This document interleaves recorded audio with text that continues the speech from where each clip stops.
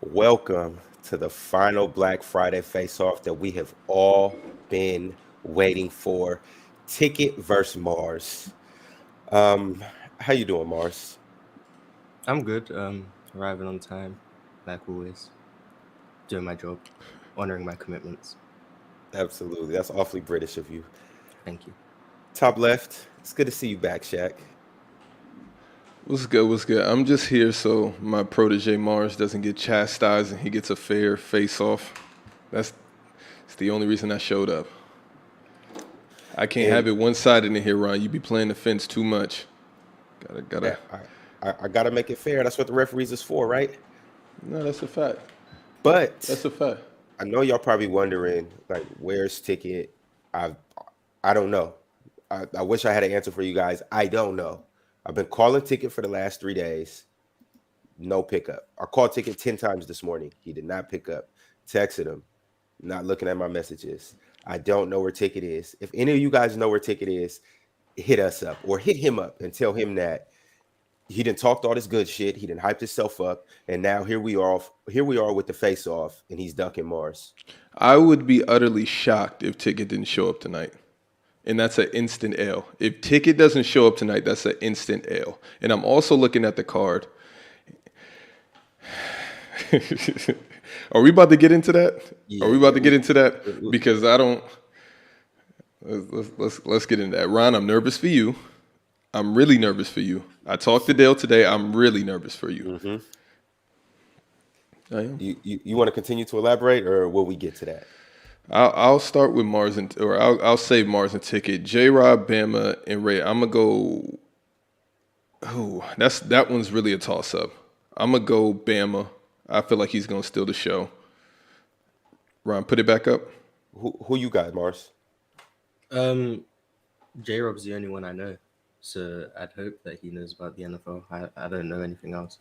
I know rated R is wrong, but I don't know what Bama would be talking about, so I'm just going with J Rob. Mars, who do you got for Dub and Fluent? Fluent. Not because I think Dub will get cooked, but if I'm looking at it objectively, the chat prefers Fluent to Dub. So the chat is going to So pick who they prefer. And I think so then you should be Ticket. I'm 50-50 with Ticket in terms of how I'm viewed, because he has a lot of people who agree with him for whatever reason. And then I have people who disagree with Ticket, so they side with me. So it'll be 50-50. But in a debate scheme, because when we're putting this card together and we're thinking about the matchups, it was a no-brainer. The rise from fame, Mars, taking off like a rocket. You literally jumped everybody to get the main event with Ticket. So I'm kind of wondering, do you feel like the moment is going to be too big for you? No, it's not about a moment. I just talk basketball. I mean, I don't really care who's watching, how many people are watching. I don't even care how they vote, because I've seen how people vote in this chat. It wouldn't bother me regardless. I'm just here to talk basketball. Do you think you could beat Low? I think just in a debate, I think I could handle myself against anyone. So you think you could win against anybody on this card? I don't think I could win against anyone, simply because, once again, it's not me voting. It's not people who I think understand how debates work voting. It's people who vote based on who they agree with, or they debate based on who is more entertaining. That's how they vote. So it's like voting for MVP awards. Winning an MVP doesn't mean you were the best. It means people wanted you to win. So But this it this doesn't is really what I'm matter. saying, though, Mars, is outside of votes. We know votes are objective or Well, how else subjective. can I win if it's not the votes? Well, I'm saying, like, how do you feel if we don't put a poll up? Are you smoking Ticket? I Objectively speaking. know more about basketball than Ticket, yes. So yes, objectively, I'd win. Easily? I don't think it would be close. He's here. So do you feel like He's here now. Ticket doesn't know anything about basketball, or No, I think on a what percentage Ti- I of think 0 what to Ticket 100? knows- I think what Ticket knows is like the behind the scenes, how things work within basketball teams. But if you talk about basketball on the court, understanding how the game is played, what's good basketball, what's bad basketball, that's where it gets a bit iffy, because you'll hear him talk a lot about the intangibles and stuff. No one can argue, oh, Killer Will clutch, getting it done. It's never really about basketball because you can't argue against someone who just says a bunch of intangibles because you can't. So I have a question. In an imaginary world, like poof, Ticket can battle anybody on this card. Does he beat anybody on this card based off of the knowledge that Ticket has? You've seen the people on this card. Do you feel like Ticket on the topic? I think he could beat.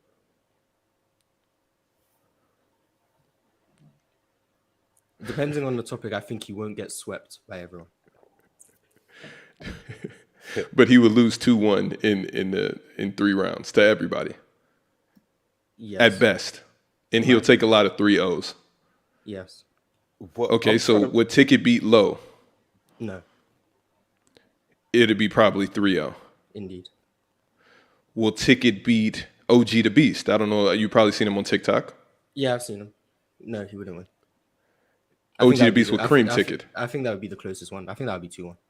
Because OG the Beast tends to view the game similarly to how Ticket does, in my opinion, from what I've seen. And that's a toss-up. Okay, and that's a toss-up. So can he beat his own running mate, Elder? Another 2-1. But I think. What about Dale? Nah, he loses. He loses 3-0 easily? Right. Let them talk about KD and he'll lose 3-0 in 1 round. I'm going to keep this going. So what about Dub versus Ticket? Who wins that? Ticket would get the vote, but in terms of just talking about basketball, Dub would still win. Wow. So yeah, wow. What about... He loses to everyone. He loses to everyone. He's the main event. Even Ron? Yeah, he loses to everyone. He's the main event because of entertainment, not because he knows what he's talking about. So you feel like he shouldn't be here? You feel like his rise to fame. Jake Poole main event, not a Floyd Mayweather main event. Wow. He brings in a lot of viewers, revenue, so you get the main event. It's understandable. It's business, how it works. Talking about basketball, he doesn't deserve to be in the main event. Everyone knows that. So who is that why he's scared to show? Is that why he's scared to pull up? Ron, who deserves to be in the main event first off? This is the battle everybody wanted, and if it's I'm talking to Marz. Oh, okay. Yeah, Marz. Who do you think deserves to be in the main event? Well, you should have been participating. The main event should have been you and Dell, to be honest, but you're not participating. I'm on self-disciplinary. We can't talk about Low that. versus Chill would be a great main event. Now I got to intervene, Shaq. We can't talk about why you are not suited up, okay? You would think somebody had a case on me and we're trying to figure it out behind the scenes. I think Hold on, I didn't hear Marz. Marz, I didn't hear what you said. You said who should be the main event? Low versus Chill would be a good main event. I think Dub and Fluent would be a fantastic main event. Like, they're main events that, to me, are worthy. But you don't feel like you and Ticket is a good main event? I think it's good for entertainment, but in terms of just talking basketball, not really. But that's so based off the yes, great main event, fantastic. Based off the topics that you know, you're gonna 3-0 them. I mean, I wouldn't bet against myself. That would be dumb. All right. Marz, I actually really got my money on you, and the fact that Ticket's not pulling up too. I was on the fence now, but Ticket not showing up to this kind of makes me a little nervous for him. I don't know. Maybe it's the reason why he do be poking at you so much and things of that nature. Maybe he might be a little. Do you get bothered or flustered by anything that Ticket says to you during the shows? Bothered? No. I mean, he did say KG won Defensive Player of the Year in Minnesota. That bothered me because he said I need notes and whatever, but I knew that without. Oh yeah, let's talk about that. No. Let's talk about that. Crazy, but besides don't bring no notes. Just bring your basketball mind. Can we talk about that for a second? Is that disrespectful to you, or should you be able to fact check yourself in a debate? I think it's a compliment because the fact that he believes I have notes on deck when the topics are so fluid and they change just randomly throughout the show, but he believes I come with notes means he respects my knowledge enough to think I wouldn't know it just off the top of my head, when clearly I do because the topics change randomly. I can't predict that. I just happen to know so much that he believes I need to be researching everything. So that's a compliment to my basketball knowledge. So I appreciate that. Marz, when I came and hand plucked you out of the crowd like a baby in a manger, the biggest thing on you was that you are stat boy. All you do is read off the stats on your computer. You were the second coming of Low, and you two are just the craziest tandem. You don't have to speak on that, but I do want to speak about future events. Do you feel like you and Low could take the field? I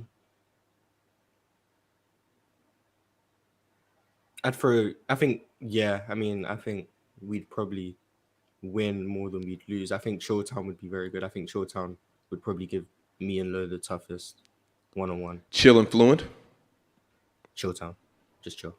Fluent could be on the team, but he'd just be there for morale. Well, So I've you been think your watching body Mars. fluent? Pardon? You think your body fluent? I think I'd win. Okay. Oh, let's talk about Dub's ascension really fast. Shout out Dub. I am really proud of him. Literally, he's been skyrocketing these past few weeks. Versus when I was on the show, maybe I was holding him back. But you know, when Bron's out there, it gets like that sometimes. Some people got to stand in the corner. But ever since I've hit the sack, Dub's been showing up and showing out. So I am proud of Dub. I actually like you and Dub as a tandem, but there's that you wouldn't win much. I think Dub knows what he's talking about, but I do think he jumps off cliffs that make it hard for a lot of people to agree with him. So I yourself. I mean, I agree. Like, there's a point with Dub. I think he knows what he's talking about, and he has a point. But I think he stays so hard on that point that he'll end up saying something that I don't think he truly believes. For example, the Chris Paul top 10 thing, which he then revised. But there's a few things where I feel like it just goes a bit too far, where I think people would agree with him, and then he'll just jump off a tangent. And then it's like, well, if you believe that, the whole take is crazy, when really and truly, I think you can just understand where he's coming from makes sense. But then there's like one bit where it's like, okay, that's a bit wild. And then everyone just discredits the whole tape, which is a bit weird to me, but it's life. All right. Well, hopefully we can get some 2-on-2s in the future. Ladies and gentlemen, look who it is. This is about to be the biggest battle in Players' Choice history. How are you doing, lad? I'm okay. I'm okay. How are you doing, lad? I'm okay. You brought your security in here today? They were here when You I brought your arrived. security with you? They were here when I arrived. You need security? I wouldn't call them You need extra security. security? Not really. You brought your security? I see you brought Shaq. You brought your security with you today? Huh? No. Well, That's what you did? Now it's just us two. That's what you did? It's just us two I now. don't know basketball, right? You gotta look into my eyes now, boy. Okay. You gotta look into my eyes now. It's a bit dark. On but Black I'll try. Friday, There you I'm go. gonna smoke that ass. Would you like a cup of tea? I don't really like tea, to be honest. Would you like a cup of tea, lad? Not really. Huh? I like my water. Yeah, I don't know basketball, right? All these dudes will smoke me, right? I'm just lying. I'm just entertainment purposes, right? Yep. Like I said, why your eyes keep looking to the left? Why you keep looking at your You're on screen the left. and You're looking on at the all left your side of notes? my screen. You're on the left Why side you of my keep screen. looking at that other screen and looking at all them notes? You're on the left-hand Look side at of them my notes. screen. Look at me in my eyes, boy. You're on the left-hand Look side at of me. my screen. Don't I'm look at looking them at it. notes. I'm Don't go looking like at this it. and this and this. We know you looking at notes, You're on right? the left-hand Because side I of my can pull up screen. Where am I notes. meant to look? I can pull up stats. Okay. I can pull up notes. I can pull up stats and smoke you clowns. You probably should have. Then you wouldn't have said Like I KG said won Defensive before, Player of Marz. the Year in Like I Minnesota. said before, you really don't want this smoke. You in a whole different world, boy. I was You here in a on whole time. I different was world. clearly not I mean avoiding what I'm any saying. smoke. You're in a I was whole here on different time. world, Marz. Marz, you are in a whole different world right now. You My came world in here, hasn't changed. you My world riding hasn't changed. around on low coattails when they're in here running a rabbit ass mouth, talking this foolishness about Kevin Garnett and Dirk Nowitzki. You ran around Dub, sniffing up Dub's booty hole. Dub, whatever you say, Dub, whatever you say, huh? You got Shaq coming in here for protection for you, boy. I just wanted a cup of tea today, right? You talk about the old heads in the game all the time. You guys are some condescending little boys. And I came in here to sweep this mess up, right? I came in here to sweep all this up. Now, let's start right here, right? Mm-hmm. Back from what y'all was saying. You clowns said that all the KG's teams in Minnesota was garbage, the rosters. Right or wrong? Yeah, I said they weren't good. Yep. Right or wrong? Mm-hmm. That's a goddamn lie. Do you know who Terrell Brandon is, young fella? Don't look at no notes. I'm Do aware you know who Terrell Brandon is? I'm aware. Do you know who Terrell Brandon is? Don't change your eyes. Don't look to the left. Don't look to the right. On the left-hand side of my screen. Look straight. Do you know who Terrell Brandon was? I'm aware of him, yes. Okay, so was Terrell Brandon a bum? I never said they were bums on the team. Well, no. Yes, y'all did. Go watch back the video and find where I said that. Go watch back the video and find where I said that. I'm going to put unlimited pressure on you liars. Okay. Like I said, y'all sitting here and you came up here with that bull job narrative and you said, along with Low, you run around Low. You understand what I'm saying? The legend of losing. You running around ESPN Chilltown, the biggest old dude capping for young clowns. You run around Dub, who knows absolutely nothing. He just have his nose up the crack of KD's booty, right? Whatever KD says, right? That's what Dub does, right? But like I said, now we got to talk real basketball. Don't bring no notes. Terrell Brandon. Was Terrell Brandon a good player or not in the NBA? He was a good player. I think. Okay, so hold on. Right. Was Wally Zerbiak a good player or not in the NBA?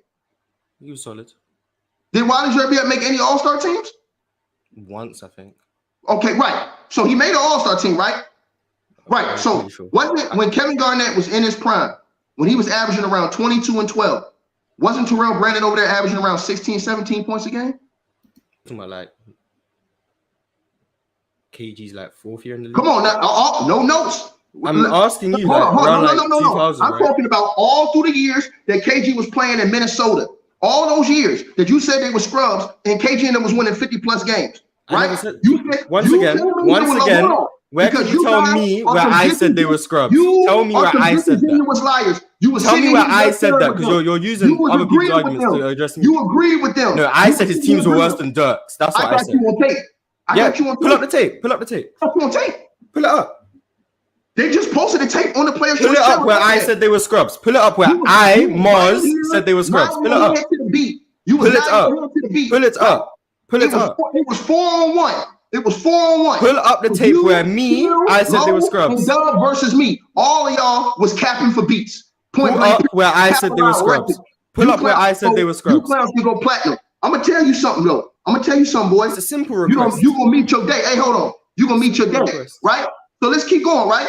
Since Lowe, who's supposed to be the legend of winning, but he's the legend of goddamn losing. We're not talking about Lowe. We're talking about me. We're talking about me. We're talking about me. Hold on. Lowe said not me. Lowe said, am I low? Am I low? You set up here agreeing with Lowe. You put your little head down. I never said they were scrubs. I never said they were scrubs. I never said they were scrubs. You're bringing your head down like this every time I talk, all condescending and stuff, right? None of this is me. You agree with everything Dub and them say when they go against me, just like your whole chat. I agree when people are right. I agree when people are right. The thing about me is, I'm y'all worst enemy. I'm y'all worst enemy. Because you know why? I don't just do this on my channel. I'm willing to go anywhere. I'm willing to go on the dark side and go. I'm willing to come up in here when it's all y'all against me. When it's all your crowd saying Ticket don't know nothing. But I expose you to those who don't know you because I know y'all clowns. Y'all don't really know basketball. See, when Lowe asked me about who was Trenton Hassel, he didn't even know who Trenton Hassel was. Trenton Hassel, all you got to do is Google Trenton Hassel and defense. Kevin Garnett was even saying Trenton Hassel was the best defensive player on that team, right? The NBA.com did an article on if the Minnesota Timberwolves was going to win a championship, it was going to be based off the help that Trenton Hassel gave them playing perimeter defense on the wing. But see, you clowns didn't watch basketball. Y'all don't know. You a bunch of stat heads. And see, that's why you need a brother like me. So all these people that's in this chat room can point their judgmental fingers and say, Ticket's screaming, Ticket's hollering, Ticket's this, Ticket's that, and say Ticket is the bad guy. But if you really look and listen to what I say, those Minnesota teams couldn't have been trash. They were winning 50+ games. KG had 4 or 5 guys in double figures every year. Terrell Brandon could ball. Wally Zerbiak could play. Joe Smith could ball. You want me to keep going, boy? Do you want me to keep? I'll whoop your ass, boy. Do you want me to keep going? Huh? Those teams was deep. Anthony Peeler could play, boy. Huh? You dudes is easy work.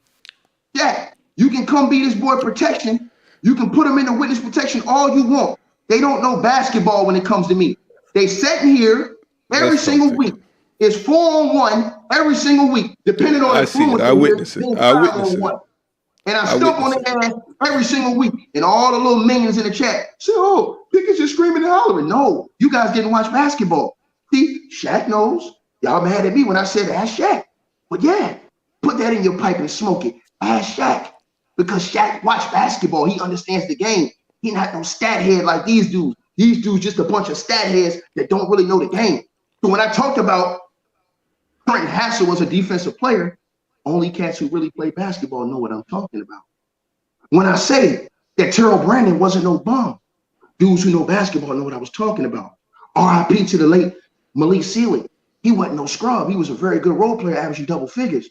Wally Zerbiak, putting up 15, 16, 17 points, made an all-star team. He was a very good teammate. Joe Smith was on that team. Huh? Yeah, these boys don't know basketball. Anthony Pillard was on that team. That team was solid. It had three-point shooting, inside play, defense on the perimeter, defense in the post, and Big Low sitting over here talking about some, but Dallas, they had Tyson Chandler. He was such a great defender. Oh, Low, you bring your big ass in here. Because guess what, sucker? The year you talking about that they won the chip, the Dallas Mavericks, guess what? Legend of losing. The big dude you said was such a great defender, he only averaged 1.1 blocks per game that year, Low. Huh? Yeah, this is what happens, Low. Hold on, Ticket. So who do you feel like you want more, Marz or Low? Who do you feel like is more of a worthy? Marz is a condescending little boy. He sit up there every single time. He put his head down like he condescending. He need to pick his head up and listen when grown folks talking. Like I said, I come to school these boys. And listen, let's think about this. Those last 3-4 years, Dirk had a 37, 36, and 35-year-old J Kidd. That wasn't the same J Kidd that was leading the New Jersey Nets to the NBA Finals. That wasn't the same J Kidd that was in Phoenix. That wasn't the same J Kidd that was in the past. Right? We know that, right? So let's be honest now. He had JJ Barea. They weren't no world beat. Nobody expected Dallas to do that. These mofos playing Monday morning quarterback acting like, oh, Dallas was such a great team. Before the season, Dallas wasn't picked to beat none of those series. You think they was picked to beat Kobe? You think they was picked to beat KD and Russ? You think they was picked to beat LeBron, D Wade, and Bosh in their prime? No. Ticket, I was in the chat during this argument, and I was 100% on your side as well. They were nasty, and they all gave up against me. It was nasty. Thinking to know anything. Kevin Garnett's rosters was trash. It was pretty nasty. Look it up. KG and them was winning 50-plus games every year and getting smoked in the first round. Dirk and them had the same type of roster. They act like Dirk's roster was just full of bro, Sean Marion was out of his prime. He wasn't the same Sean Marion as in Phoenix. Cut the crap. Caron Butler played 27 games one year and 29 another. And Low, your big ass sitting over here lying, talking about, oh, well, you can't come Caron Butler because he only played 29 games as being the second best player on that team. Well, Low, when I came in here and told you, Bammers, that Russell Westbrook was the second best player on the Lakers last year, you said, hell no, it was AD. But didn't AD play only around 29 games per game last year? Huh? Stop playing with me, boy. I'll call out y'all hypocrisies every day. You can't get in my world, dog. Ticket, wait, Ticket. Yo, ticket. Will Marz win a round against you? Do you give him one? Marz got a better chance at pissing in a Coke bottle. Yo, Ticket. I'm not gonna lie to you. I'm a little nervous for you with the format being. I don't care what the format. You gotta be nervous about nothing. I know basketball. Yeah. I'm just letting you know. I'm a little nervous when you guys get together and debate and it's all flying. Let me tell you something. Put me in any arena. Start your mouth, start your leap, stiff like the cleaners. Brothers got hit in the genders. I got gas hitting the window, pocket in the coop for the pigeon. Huh? Yo, hey, ticket. When you showed up late, I had my doubts. Now I'm back to like 51. Stop playing. We don't 50-50. Stop playing. That boy didn't even know who Terrell Brandon was. He didn't even know who he doesn't know who Malik Sealy is. RIP to the great. He don't even know who Malik Sealy was. Look, Big Low, all these dudes supposed to know basketball. You know how good Joe Smith was? He was on KG's teams those years. Smith was tough back then. What about Wally Zerbiak? Wally Zerbiak was a three-point specialist that was giving you 15, 16, 17 points per game. What the hell is wrong with these boys? What about Anthony Pillard? Anthony was still balling. Okay, Ticket, let's get to the panel. Let's talk about the panel for a second. Do you ever lose on the panel? Do you ever lose arguments, or do you feel like they always are shape-shifting new arguments to try to knock you off your rocker? First of all, like I said before, though, sometimes I can be wrong about a year. I got something because I don't look at notes. I come off just. Do you feel like they overreacted for you not knowing Kevin Garnett was Defensive Player of the Year? Yeah, because they're using notes. Low, every time he comes in here, Low has a computer right there, and he's looking up all the stats. No, put that away. What about Marz? What about Marz? When you in the arena, you can't write your rhymes. You got to know it off the top. When you're in a battle, when you're in a battle, you can't come in a battle and write your rhymes. These dudes is cheating the test. I'm coming in here off the strength of the muscle. You understand what I'm saying? No notes, none of that. I'm coming in here just off straight basketball. Which is very noble. Which is very noble. I'm gonna afford you, Ticket. I'm gonna afford you the same affordance I gave to Marz with asking you certain questions. Does Marz beat Low in a battle? In a debate 1-on-1, I just want to know, does Marz beat Low? Marz beat Low on a 50-yard dash. That's it. Oh, so Low is smoking Marz with NBA knowledge. Come on, man. I mean, listen. Where do you got Marz? I'm just trying to figure out, where do you got Marz on this card? Is he at the bottom or is he towards the top? I'm gonna tell you something, right? If Marz would pick up his little head and listen, I think Marz is I like Marz. You know what I'm saying? I just don't like the fact these dudes disrespect the OGs in the game, man. You know what I'm saying, dog? Like, that's my whole thing with these cats. They disrespect the OGs and they discount certain players in certain eras to big up the players of this era. Yeah, the players in this era are great, but you got to look at it both ways. You got to analyze it from different perspectives. You got to say, okay, well, if they didn't have this type of sports science, could LeBron James play 20 years? With all the injuries he got now. We count these dudes playing 20 years, but these dudes ain't playing 80-some games. Bro, go look at Karl Malone. He was playing damn near 80 games 20 years in. These dudes out here playing 40, 50, 40, 50. Bro, ain't even a whole season. You know what I'm saying? So with that being said, do you got Marz? So you feel like Marz is missing the intangibles to be one of the top NBA debaters on YouTube? Man, listen, Marz is Marz is a good up and coming. He understands. He know what he listen. He's a good dude. He has good debating skills for his style, right? The thing is that he allows bad influences to allow him to lie on certain like Dub. topics. So because he doesn't open his mind and stuff, right? See, Dub will come in here and tell you Kevin Durant's better than Giannis Antetokounmpo, but Giannis don't smoke this dude every single time. Got the chip by himself, led his own team, and then he ain't even. I agree with you, Ticket. Dub might be a bad influence on Marz. Right. I agree. See, I do agree with that. Marz will follow bull jive like that instead of looking at reality and really understand how the game is.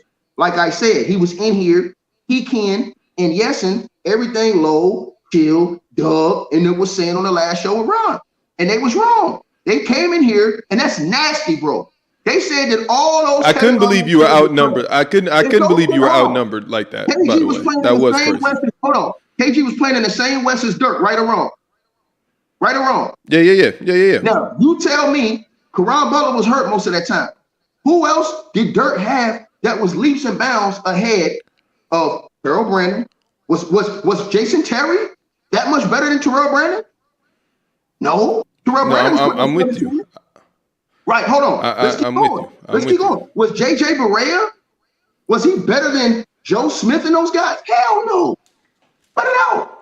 Cut the cap. KG was winning 50 games in the West all those years. It was him that couldn't get in the playoffs and get it done. They were in the playoffs.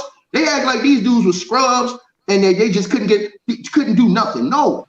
If you knew basketball and you knew the players, then you'll know what the hell you're talking about, boy. Now, I hope you had enough time to check your notes, Marz, so when you come here, you come correct this time. Yo, Marz, do you feel like wait, before we get to the super chat, Marz, do you feel like there's anything that you can learn from Ticket as far as NBA knowledge, debating goes, charisma, stamina, and energy? How to be loud. That's it? Yeah, I mean, I'm not a fan of being loud and wrong, but it's. How am I wrong? Hold on. How am I wrong? Okay. Are you gonna let me explain? Are you gonna let me explain? No. Okay. So let's answer this question. No, because you guys don't have nobody to put the pressure on you for that bull job y'all say. You can't ask a question and answer yourself. That doesn't make sense. What was the question? What was the question? What was the question? He said, "How was he wrong?" I was about to explain, and then he carried on talking. Hold on, Ticket. Hold on, Ticket. Let him explain this real fast. Let him explain this real fast. I had the boot Ticket out. Ticket, I gotta get you prepared for the format of the battle next week. You're not just gonna be able to just run over Marz. Marz is gonna have to be able to talk. So I had to mute him and kick him out. Go ahead, Marz. Answer the question. Okay. I'll bring him back. I'll explain how he was wrong. A, I never said his teammates were scrubs. You can watch the video. I never said that. B, the only reason people were getting onto Ticket is because he said the teams were equal between 2011 and 2004 Timberwolves. Then Lowe asked, what all defensive players did KG have on his teams? Ticket decided that in his brain, what comprehended was Kevin Garnett was Kevin Garnett's own teammate, and he listed Kevin Garnett as an all-defensive teammate that Kevin Garnett had. And everyone got onto him for that dumb logic that he was using, and we all attacked at that point. No one said, well, I never said, I'm going to speak for myself. I never said KG's teammates were trash, they didn't deserve to be in the NBA, and they were clearly outweighed by everyone else. I said his teams weren't better than Dirk's teams. We can go. You gonna help this boy? You gonna help this boy, Ron? You gonna keep helping this boy? Hold on, Ticket. Hold on, Ticket. I got kicked out for his tangent. I had to send him back to the Hold on, Marz. I got kicked out for his tangent, so I don't know why he's moving like that's crazy. Then we could talk about Joe Smith, who everyone, for some reason, I don't know why this revisionist history is happening. Most people view Joe Smith as a draft bust. Not to mention the fact that the Minnesota Timberwolves got in trouble for how they negotiated their contract with Joe Smith. See, I do know some things. Malik Sealy died like that. You looked it up just now. I know. I was always aware. Everyone knows they got their draft picks taken from them. Everyone knows that. They also traded Stephon Marbury, who you seem to value very highly because what he did on the. I didn't talk about timeout. I didn't talk about that. Yeah, I'm saying they traded him. That's another good player they traded. That's a good player they traded, is it not? Listen. That's a good player they traded. When we talk, I wasn't even talking about all the other years at first. Y'all brought it up and said that them dudes. Hold on, bro. Because Ron put up the video. We can't lie. They said that Kevin Garnett's teams was trash. Did I say the words Kevin Garnett's teams were trash come out of my mouth? I'm saying you were sitting right in here, nodding to the beat. I was laughing at the fact you said Kevin Garnett was an all-defensive teammate of Kevin Garnett. Let's go back to that year. Let's go back to the year I said the year Dirk won the chip, and the year that KG had Sam Cassell, Latrell Sprewell, and the crew. I said that KG had a better team than what Dirk had when Dirk went to the chip. You guys said I was full of shit. Then what happened? Lowe comes in here running his mouth talking about something. Oh, well, Tyson Chandler was a defensive anchor. Who else was that? Oh, he said, who else? Who else on Dirk's team? Who else on KG's team was a defensive anchor? I'm like, bro, who the hell else on the Dallas Mavs was a defensive specialist? Nobody. Jason Kidd was still a good defender. He wasn't the same Jason Kidd was 37 years old. Man, was I done? No. I said he was still a good defender. He wasn't the same Jason Kidd. My man. Sean Marion was still a good defender, even though he was older. Was Jason Kidd? Bro, you a goddamn lie saying a 37-year-old J Kidd was a great defender at that age, bro. Did I say great? No. Once again, you don't listen. I said Jason Kidd was a good defender. He wasn't the same. Okay, hold on. Hold on. Ticket. Hold on. Marz. Is this going to be the reason that Ticket is going to lose to you for little nitpicking things like this? And because he's ready to die on any hill. He'd be better if he just listens, because once again, if he just listened to what I said, he would know I never said any of this nonsense. Also, he's quite hypocritical himself. He did say Kevin Durant was the best player in the world about a year and a half ago, and now he's acting like Kevin Durant is trash. Okay, hold on. When did he say that? Hold on, wait, nope. Ticket. Hold on, Ticket. No, I'm about to get the facts on it. Hold on, Ticket. Hold on. Marz, how do you know this? Hold on, how do you know? I'll pull up the audio right now. Don't put me on mute. Watch this. Yeah, don't put me on mute. Hold on. Watch this. Hold on. Watch this, Ron. Watch this. Let me ask you a question, Marz. Y'all got a lot of ladies out there in the UK that's beautiful, right? Okay, watch this, Marz.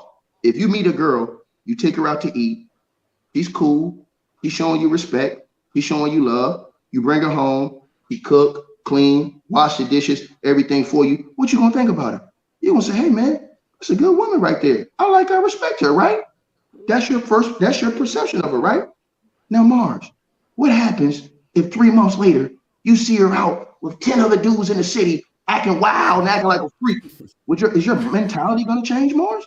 Is your mindset gonna change? Are you gonna still say, hey man, she's a really good girl, man? I'm gonna put on my cape, man. She's a good girl. So let's go. That would make sense if you didn't say KD was the best player in the world during the Bucks series. Hold on. Where he was playing against Giannis. So many people, So many people. That would make sense if that was an all-time. People thought, including myself, that KD was the man because he went over to Golden State and he was the Finals MVP 2 times. He led that team. He got to the chip. Boom, boom, boom. Right? He leaves and Steph Curry go get the chip without him. What did everybody instantly say about KD then? Did everybody's mind change? Shaq? Ron? Did everybody say, hold on, man, this dude ain't what we thought he was? Curry just went and did this again with Wiggins, right? So let me ask you a question. This is the problem with you guys. In basketball, my mentality changed when the information changed. When the information changed, my mentality changed. My information changed on KD when I saw him in a series get beat by Giannis, right? So after that, I said, yo, how we holding back Giannis? And Giannis doing all this, going through all these dudes, getting hurt, going to the finals, dropping 50, but we saying KD the best player in the world. That's just like saying a girl who got plastic surgery running around here looking like Kim Kardashian. Oh, man, she the best thing in the world. She might not be a good person. Right? You might be better off. You might be better off with the fat sloppy. No, address it. Go ahead, Marz. That would make sense if you didn't say Kevin Durant was the best player in the world during the Game 7 of the Bucks series, where you were saying that's what changed your mind. I will play the audio. I want to play the audio. I want the people to listen. I want the people to listen. We gotta hear the audio. We gotta hear the audio. I want the people. I want the people to hear what you said. No, we gotta hear the. We can hear the audio. Hear what you said. We can hear the audio. Ticket. I just want people to hear what you said. Let's just play the audio. You got it. Let's go. Oh shit. Let's see if you guys can hear this. Hold on. Can you hear this? For the win, ladies and gentlemen, and to go to the next series game. Bye, motherfucker. You the best player in the world, bitch. All you niggas suck my dick. Every last one of you hoes suck the TIP of my dick. I'm gone, bitch. See me on Don't play that language. Don't play that language. Chat. But you didn't hear what I said. During the Game 7 of the Bucks series. During the Game 7 of the Bucks series. That's what he said. Hold on, Marz. But then he wants to say Giannis got it done. He's the best. But he said it during the series. Rewind this tape and go to my channel and pull up the other video. I said when Giannis went to the finals, dropped the 50 piece, won the chip. That is when I said, to me, Giannis is the best player in the world. And to me, that exposed KD. Not when KD hit that shot. Because I did say that when KD hit that shot. But you guys are nasty and you guys want to play one part. So play the other part when Giannis was in the finals and I was doing a live in the finals. And I said, you know what? I was wrong about KD. I'm sitting here watching Giannis. This man came back from injury, led his team in the finals, dropped a 50 piece in the closeout game, and won the chip. I said, KD never even did this. I said, so he plays Giannis in the series, and you say he's the best player in the world. Hold on. But then all of a sudden, he's not the best player. Hold on. I said I had to take back what I said because I got new information, boy. So when you get new information, guess what? You have a new analysis. All of y'all thought that Russell Westbrook was the greatest thing since sliced bread before he went to the Lakers. Right or wrong? Right or wrong, Ron?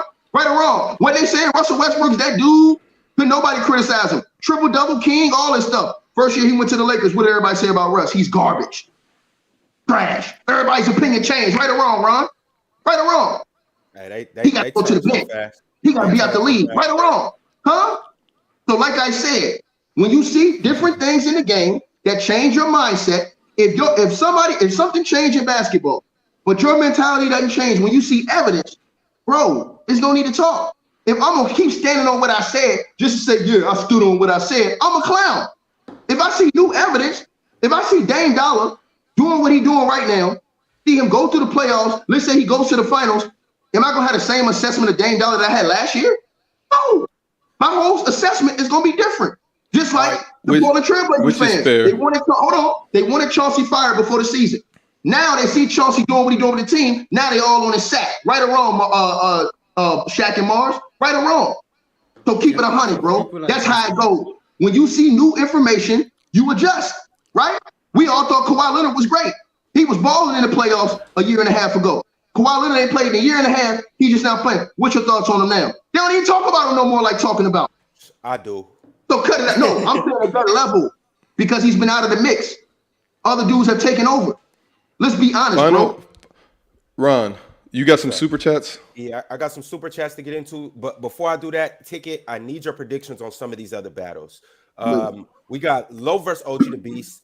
You came in and you said OG going 3-0 him. Do you still feel that way, or were you just feeling a certain type of way about the whole KG take? OG going 3-0 who? Low? Yeah. Nah, I see you said it during the face-off. I see he gonna beat Low. I got him mopping Low. I got him beating Low 2-1. Okay. All right, next we got Chill versus your man Elder Rufus. Can you give us a rundown on how this battle's gonna go? I'm running with Elder, bro. Chill be talking. See, this is the thing, man. Hill is a smooth talker, so he be and lying.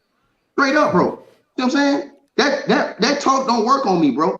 Like I said before, bro, I'm a human being, right? I can be hypocritical, right? But the thing with Chilltown, he gonna sit on whatever he say just because he want to stay right, whether he wrong or not.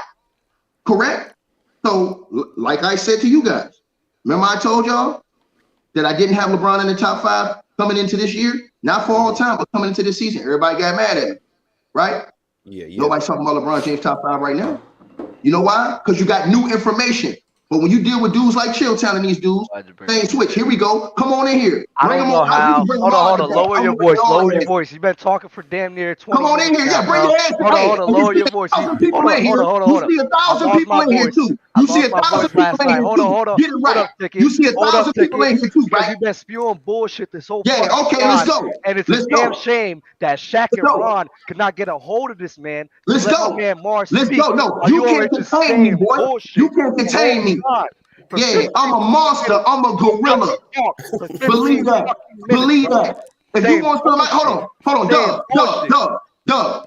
If you really want it that bad, Doug, I got an offer for you right now. I got an offer for you. I got an offer for you, Doug. If you really want it that bad, I'll whoop your ass on Black Friday too. You ain't whooping nobody's ass. If you really want it that bad, I'll beat that ass too. Marz is gonna have your ass on a fucking. I'll beat that ass too. I promise you. He gonna have your ass on a fucking ass too. Let's be real. You don't know shit. So, Doug, let me ask you a question, Doug. Let me ask you a question. Because every time y'all debate, he always putting your head on a fucking spike. Remember that shit. Every time y'all on what we doing? Dub, I need your predictions and your predictions only, and then I'll bring everybody back in. Go. Predictions about what? Listen, Marz is gonna cook. Marz is gonna cook Ticket, bro. Marz gonna cook Ticket. It's probably gonna be the easiest shit, especially if you fucking let Marz talk. What just happened up here is a damn disgrace. This whole entire time, Marz about to get into something, and Ticket's about to gets exposed. He's just talking and negating and trying to get his way out of the situation. And you guys allowed that to happen. Please cut that shit out. This is why I like the debating format you have for the two. Let Marz speak, then let Ticket speak, and then let the people decide. But Jesus Christ, when they're on the same channel of each other, please do not just let this man say whatever he has to say, because then he changes the argument. He talks about everybody else changing the argument. That's exactly what he does. So what are we doing? And I'm mad that I ain't got a voice right now, because I really could get loud, but it is what it is, man. Are you done, Dub? Yeah, bro. Like, y'all gotta stop doing that, man. Do you have any more grievances? I think Marz was spitting about the me and Fluent debate. It's gonna be closer when people think. But I may lose because of people's own biases. But it is what it is. I think the Dub, you may lose because of your face-off that I had to sit there and watch for 30 minutes the other day. Listen, bro. In the morning while I was changing my son's milk and getting him fed. You may lose because of that. That energy was that was sad. At the end of the day, I'm not really worried about Fluent, honestly. That day I had a long day. Again, I was battling a cold and shit. I wasn't trying to argue with nobody. I'm not really worried about Fluent. We've been on the show for damn near a year now. I know his talking points. So like, you guys want me to be hype about this when it's like nothing to be hyped about. It's really nothing to be hyped about. I'm gonna be honest. So what are you most excited about on that day? Who's gonna be facing off that day? Just me and Fluent? No, everybody. I want to see how Low and OG is. I thought Low was gonna body him, but OG kind of had him on the fence during the face-off about Tim Duncan. Low responded well, but I'm very interested in that.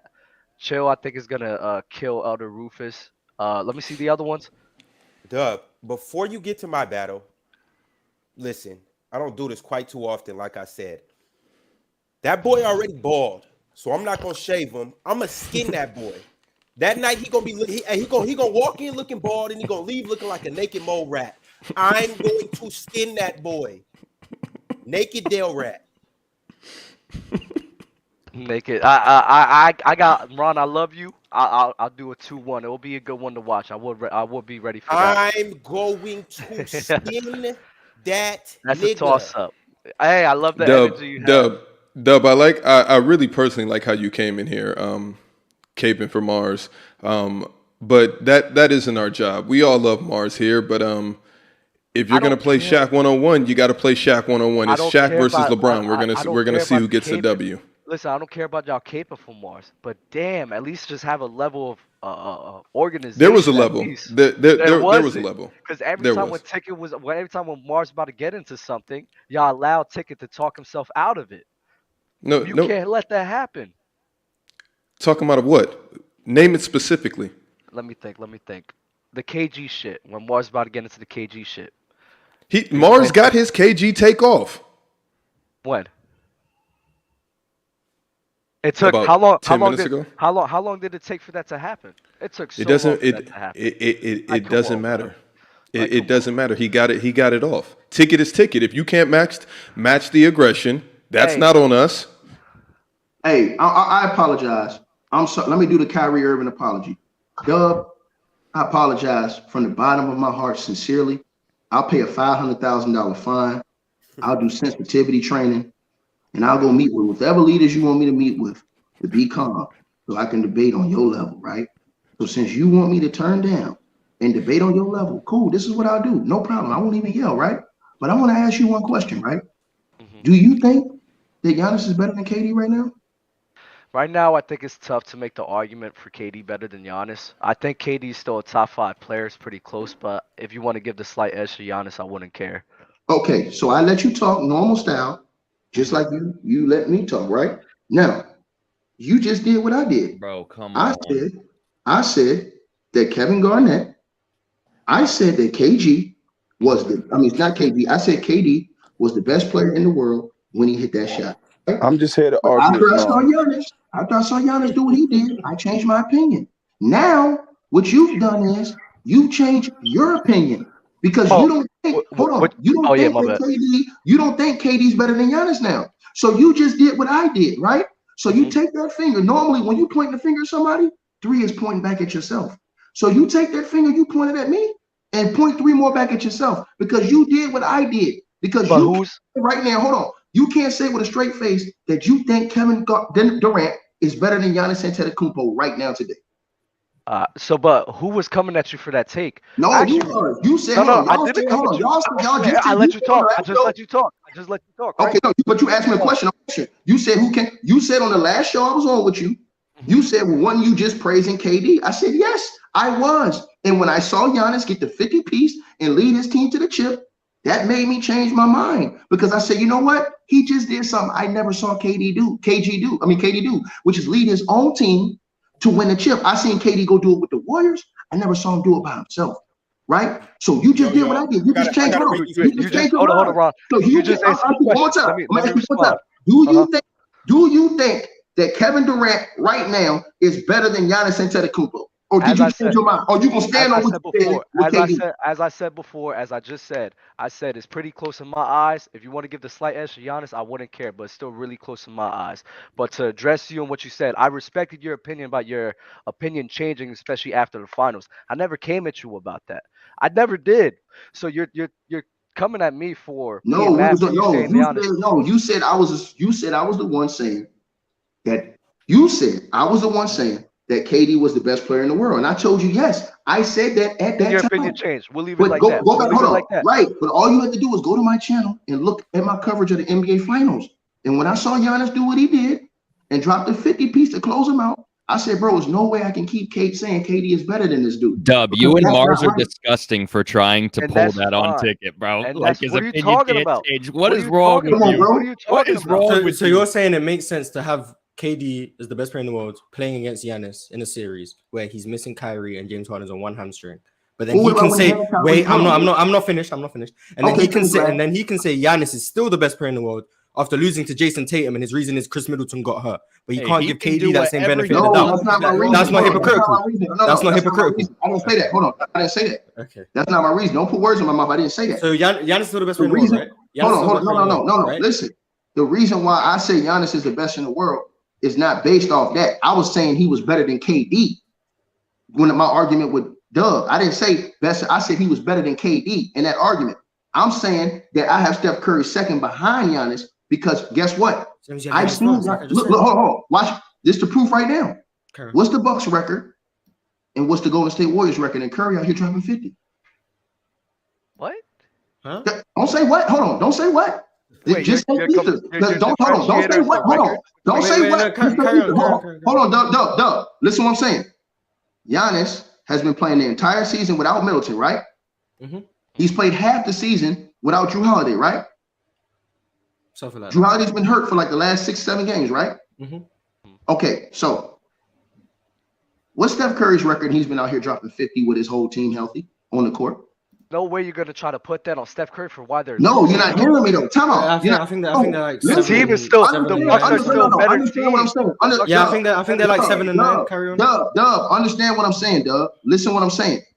Giannis Antetokounmpo has his second two best players out. And look at his record. Mhm. Steph Curry has all his guys there. And they can't even win a game on the road. And Giannis Antetokounmpo's teammates is still playing better than Stephen Curry and his teammates. That's a fact. Bro, You got hold on, Brook but I Lopez can't playing amazing right now. But you also have to go look at the impact of the game that Giannis has on his team and on the game. So Just what I'm because saying to you is because Stephen Curry's not winning doesn't mean he doesn't have impact. His team is well, it does. straight ass. Well, that has The to. Bucks Well, are a better hold on. team. Listen. That has to matter. Impact on the game and wins and losses has to matter. That's how we judge guys. Because if that's not the case, we can say Carmelo Anthony was great because he scored a lot of points, but it didn't have impact on him winning a lot in the playoffs. See what I'm saying? That's not a good way to measure impact because Yeah, but it's surface level. Like the, So how do you hold on? So how do you measure impact of a player? if you want to measure impact of the player, you could talk about how they affect the game due to their presence. For example, Right. So winning and losing doesn't matter. Winning and losing. Can I explain it? Can I explain it to you? Giannis Antetokounmpo, Stephen Curry. Giannis, his scoring threat, him being such a dominant figure, how opposing defenses are affected to him being there. That's his level of impact, and the help side on which the defense on which he provides on the on help side. That's his level of impact. Stephen Curry, his ability to shoot out the gym, how defense has to react to that, how so much attention has to be on him. That's his level of impact. Hey, and if all of the wait. If both of those guys are doing everything they're supposed to do, and all the other pieces are just ass, I can't sit here and say They're not ass. That's your fault. Hold on. Wait. Yo, this is never gonna end. I can't say Steph Curry doesn't have the same Let level Ticket of impact rebuttal. if the team is ass. Giannis doesn't have an ass team. No. But you got to hear. Hold on. Listen what I'm Final saying. point. Giannis is playing with rookies and Javion Carter at the point guard. He has Javion Carter at the point guard. He's playing with rookies and boot champ and those Carter's guys. playing well. And he's got hold on. Let me finish. And he's got Bobby Portis and he's got the big fella under the basket. That's about it right now. That's about it. Steph Curry has the immortal Klay Thompson, $140 million man. Which everyone thinks is playing bad. Hold on. Everyone The thinks dude bad. y'all say is a Hall of Famer, Draymond Green. They got Looney Tunes. They got all these pieces. They got everybody from the championship team except for a couple of guys. So right? you got Klay Thompson that everyone's been criticizing. You have a Jordan not my Poole that fault. Hold on, everyone's been but listen. criticizing. No, Wait. Dub is fine. Dub is fine because have little does Jordan he know the starting lineup has been the best lineup in the NBA this season. So you So bring why it they out losing? actually- because the bench is trash. No. Okay, Hold so on. So that's why they're losing. That starting lineup has been the best 5-man lineup in the NBA. That doesn't matter, bro. That starting oh, now it doesn't matter. Okay, cool. Okay, No, hold on. no. Yeah, okay. What matters is wins and losses. Yeah, That's okay. it. Mm-hmm. Listen, when it was Michael Jordan, you think they cared about his teammates? You tell me, was Michael Jordan's teammates world beaters? Bill Winnington, Bill Cartwright, all them dudes, was they world beaters? No. You know what Mike did? Hold on. You know what Mike did? You know what Mike did? He elevated the level of the guys around him and won. That's what he did. Keep it 100. KD does not do that on his own. He doesn't elevate the level of the guys around him to win. Giannis does. He's proven. Hold on. Giannis has proven it over and over and over, bro. Can't speak for the rest of this. Yo, Ticket. Final words on what you were about to do to Marz on November 25th, Black Friday. Man, I'm about to hit that boy with a sledgehammer, man. I already know what's gonna happen. And listen, I don't even have to yell. I can do the debate like he want to do it. No, don't do that. I'm cool. No, Ticket. Bring the ticket we all know and love. You bring the ticket. Because he says that I can only win that way. He says I can only win that way. That's not true. Listen, hey, JB, I'm still waiting on them to say one thing. Euro, what's up, homie? I'm still waiting on them to say one thing. What's good, Ticket? Dub was in here too. Dub was the one who said this too. Dub said all those teams KG had was garbage. The roster was trash. Oh right? My God. He said that. Hold on. We can play the tape because he's on the quote. Ron put up the video. He said they were. Am I lying, Ron? Right or wrong? Ron, be honest. Did they say all them teams KG had was trash? All apart from that. Okay, so hold on. No, we have to start player's choice. Right. So, I know you want to debate. No. Y'all letting this man speak the whole time again. End the shit then. Listen just to end me. the shit. Are. Jesus. And then you Jesus Christ. Just end the shit then. Because you're going to spark up another debate. All right, Ticket. We're going to see you on the 25th, bro. Appreciate you. That was an amazing face-off.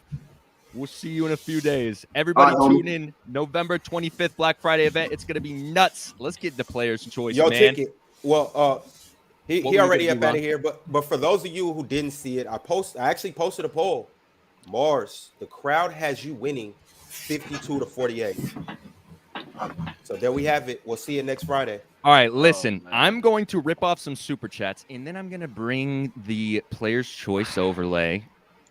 And you'll see. Z-Dub with super chat, but none of this was mentioned before you ended up apologizing for being wrong on the panel. So did you not get your notes for this? Cam Cobain with super chat. Ticket has the mannerisms of a conspiracy theorist. That's crazy, Cam.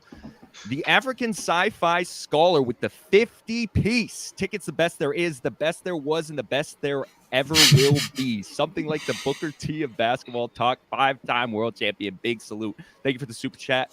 50-piece, crazy. Robert Dredden sent a super chat. What up, fam? Salute Ticket TV. Ayo, what are your thoughts on Sixers in the East and how far they finna get this year? Salute. Sixers. Go ahead, Marz. How far are they gonna get?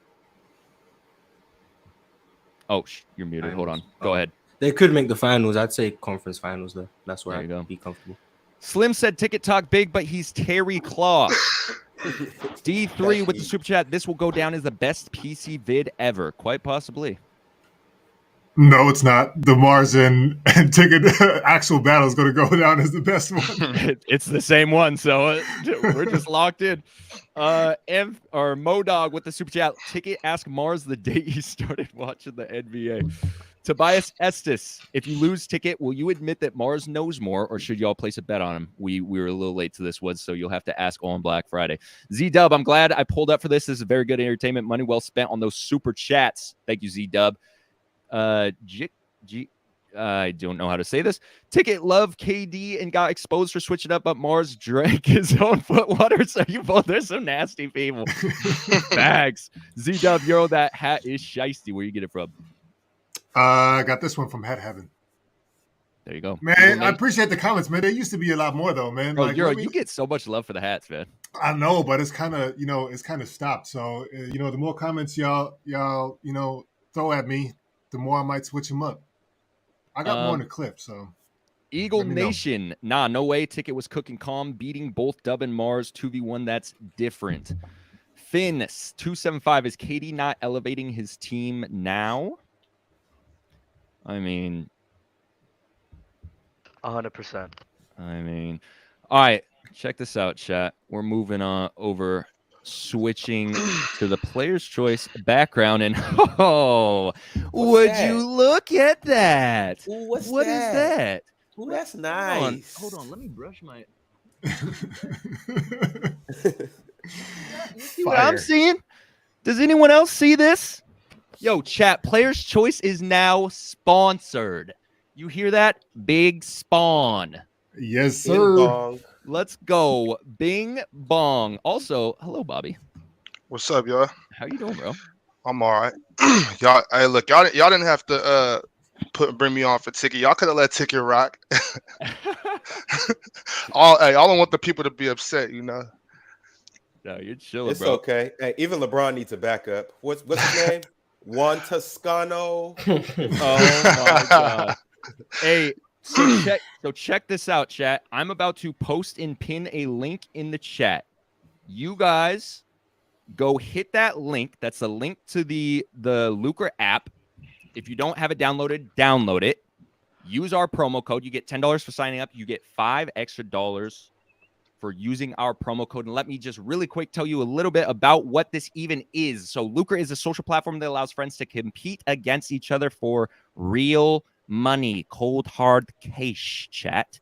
Challenge others in recreational games you play like golf, cornhole, video games, and more in professional sports that you watch. All contests are played between real people for real money. So make sure you use that link in the description, or just go download the app, use promo code Players Choice. No spaces, it's all one word, Players Choice. And for more information just on Lucra, go ahead and visit their website, lucrasports.com, or you can go ahead and spam Ron's DMs with questions, and he'll get to you whenever he can. And another thing, bro. Oh, my bad. I do want to make this known. I'm gonna put my Twitter and IG in the chat. Follow me, because I want to bust some of y'all in Call of Duty. I want to bust some of y'all in like UFC, maybe 2K or Madden, and you could even bet on those games as well. So Fire. I'm gonna drop it in there. Follow me. I can help you get your thing started, so I could bust y'all up in that. Because I've been dying to get my hands on some of y'all for real. And if I can't meet you face to face, I'll gladly bust y'all up in UFC or something like that. Dub looking for a second revenue stream is fire. Yo, also, Hey, and I'm taking side bets too. I got you, Dub. You better not let me down. I will be pulling up with Dub as well. So you're going to have to see me in this new Warzone 2, by the way. I've been practicing. I have played maybe one game, and so that's all I was able to fit in. Oh my gosh. Okay. JD, did you get what I sent you yesterday from Lucra last night? Yeah, but it got scooped up. Okay. It got scooped up. Yeah, you didn't want that anyway. Yo, so last night I was plotting. I was about to make the inaugural Lucra Players Choice Lucra Contest. I was going to make one today. I was going to be the first one, make a Players Choice history. And it turns out Jokic is not going to be playing tonight. So I can't do what I wanted to do. So I will not be placing the inaugural one. So we'll see who places the inaugural one. If you have one right now, or you find one during the show. Whatever you want to do. I'm looking at you, Ron. Whatever I want to do. I mean, you don't have to start anything right now. Like I said, you can do it later this show, whatever. Nah. It ain't no point in waiting. Me? Yeah, you. Dub, and like TICKETtv Marz, pick your head up, because I'm talking to you. Marz, I'm talking to you. Bottom left corner, I'm talking to you. Euro, what's up? What's up, my nigga? What's up, man? You know I'm locked in, man. What's up? Everybody else besides Euro, JD, you too. I told y'all about the Utah Jazz first. But I told y'all about Devin Booker. Who did I tell y'all's the best shooting guard in the league, and don't nobody want to listen? Hold on, why you not addressing me? Because I'm pretty sure you agree with me. Did I? And if you don't, I'll throw you into this fire too. I told you guys that Devin Booker is the best hands down, and nobody wanted to listen to me. It's now, not really 49, 10 and 8 later. Now what do we got to say? They lost. All right, now look, put your money where your mouth is. That shit look good, Ron. It looked good, Ron, but they lost. I got D-Book tonight. JD, do that again. I want to see that. You want that? And they lost to the guys who's supposed to be tanking. They will be tanking. They'll start tanking. You guys about them. They're not gonna be tanking. They will. Ron, like, what are we doing? Like, seriously, like, what are we doing, bro? What do you mean? What are we doing? Like, what Because are we you'll doing? come up here and say Donovan Mitchell's the best shooting guard. I say Donovan Mitchell's a shooting guard, but I do say my respect where if you want to say Devin Booker, I wouldn't give a damn. Because the same way that Donovan Mitchell was having a triple-double with 30 points, he was having 40 points. And I was like, you know what, give him his respect. If you want to say D. Mitch is better, but in my opinion, I think it's Donovan Mitchell. I mean, if you want to say Devin Booker's better, that's fine, but I'm going to give the edge to Donovan So then why Mitchell. are you asking me what are we doing if you're going to turn right back around and say Devin Booker can possibly be the best shooter? I always said that. I always said that it's arguable between the two. I've said that even when he was going crazy. I didn't see a triple-double from D. Mitch, a 30-point triple-double, and I was like, oh, he's automatically the best shooting guard in the A league. 30-point triple-double is a little different from 49, 10, and 8. He's had It's 40 a little balls. different. He's It's a had little 40 different. balls. He's had 40 balls. It's a little different, though. What? So that automatically makes him better. He was better before that. Is Joel This Embiid better? This Is is just Joel kind of Embiid like the better than exclamation Jokic? mark on the end. Is Joel Embiid better than Jokic right now because he dropped 59? I've been saying Joel's better than Jokic too. Wow. Wow. Have you never heard me say that? I think is- Devin- Joel's Devin- better, but Devin not Booker because of shoulda- 59 points. Devin Booker should start giving the ball to DeAndre Ayton because they lost. Well, check this out. They need to stop That's- Laurie Marketing. Check That's this what they out, need. Doug. That's what I'm talking about. They lost, Doug, man. hey, we got the new Lucra app. Where you can choose a player versus a player. Ironically, tonight, Devin Booker plays. And guess who else plays tonight? D. Mitch, right? Donovan Mitchell. So look, you take Mitchell, I'll take Wooker. Okay? Go ahead. What's the over under? No, it's even. No, Straight we're across. just putting who Straight scores across more 30? points. Put your No, money where who your mouth scores is. more points? Put your money where your mouth Let's is. do it. I got And 30. look, you got 30? Wait, is this the first Lucra lock that we got? This is the first Lucra. What the Dub has to accept it, but I'm not Lock it Dub- in, lock no, it in. No. Time out. This is because I'm not locking this in for anything under $40 because Dub has just been talking so much good shit about Donovan Mitchell. He's been undermining Devin Booker, acting like he's not this, and this. Do it, So Dub. put your money where your mouth is. That's a heavy 40 bottle, piece, man. Dub. Do it. Wait a minute. Hold on. Wait a minute. Let me see the matchups. Oh my God, Dub. What does that have to do with anything? Dub, don't I see even base what I'm right all now. of my gambling see what shit I'm on saying? Stop matchups. this. see what I'm Stop saying? this. Yo. Don't do this. Stop this. I make money Yo. off this. I make money off this. So let's not do this. They facing Miami. Oh, no. That's Swisher money, Doug. They got Miami. Oh yeah, now you scared Jimmy gonna lock him. Dub, That's- I thought that he's the best, bro. Yeah. What's going on? Bro, I'm not gonna have my own personal bias affect my money making decision. What Oh my is wrong? God, bro. That's the problem with you guys. You guys want me to go off these cliffs for my personal biases. Well, I'm not gonna do it. I'm just not.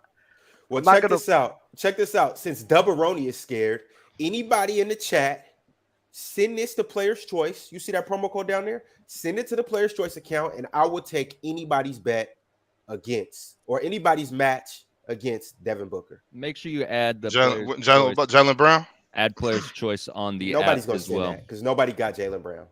And we can add people to the group too, yeah, Ron? Yeah. That's Absolutely. heat. Z Dub sent a super chat. He said better PG, Haliburton or Fox. Type of shit. De'Aaron Fox. This is beautiful between Bobby and Ron here. Time out though. Ron I got was Darren. thinking about Haliburton. Ron gonna talk about Tyrese is young and all that. I'm talking about right now. Who's better no. today?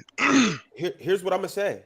Like overall player, like De'Aaron Fox has a little more firepower. But if we're talking about as a point guard, as somebody to run your team, as a facilitator, I got Tyrese Haliburton, and I think he clears him damn near.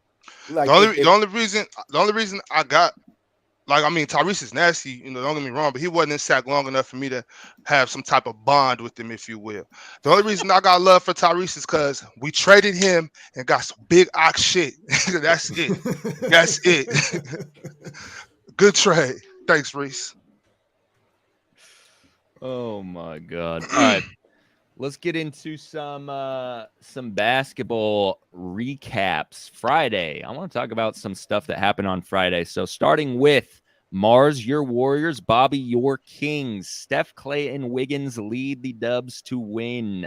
Warriors have won the 4 out of their last 6.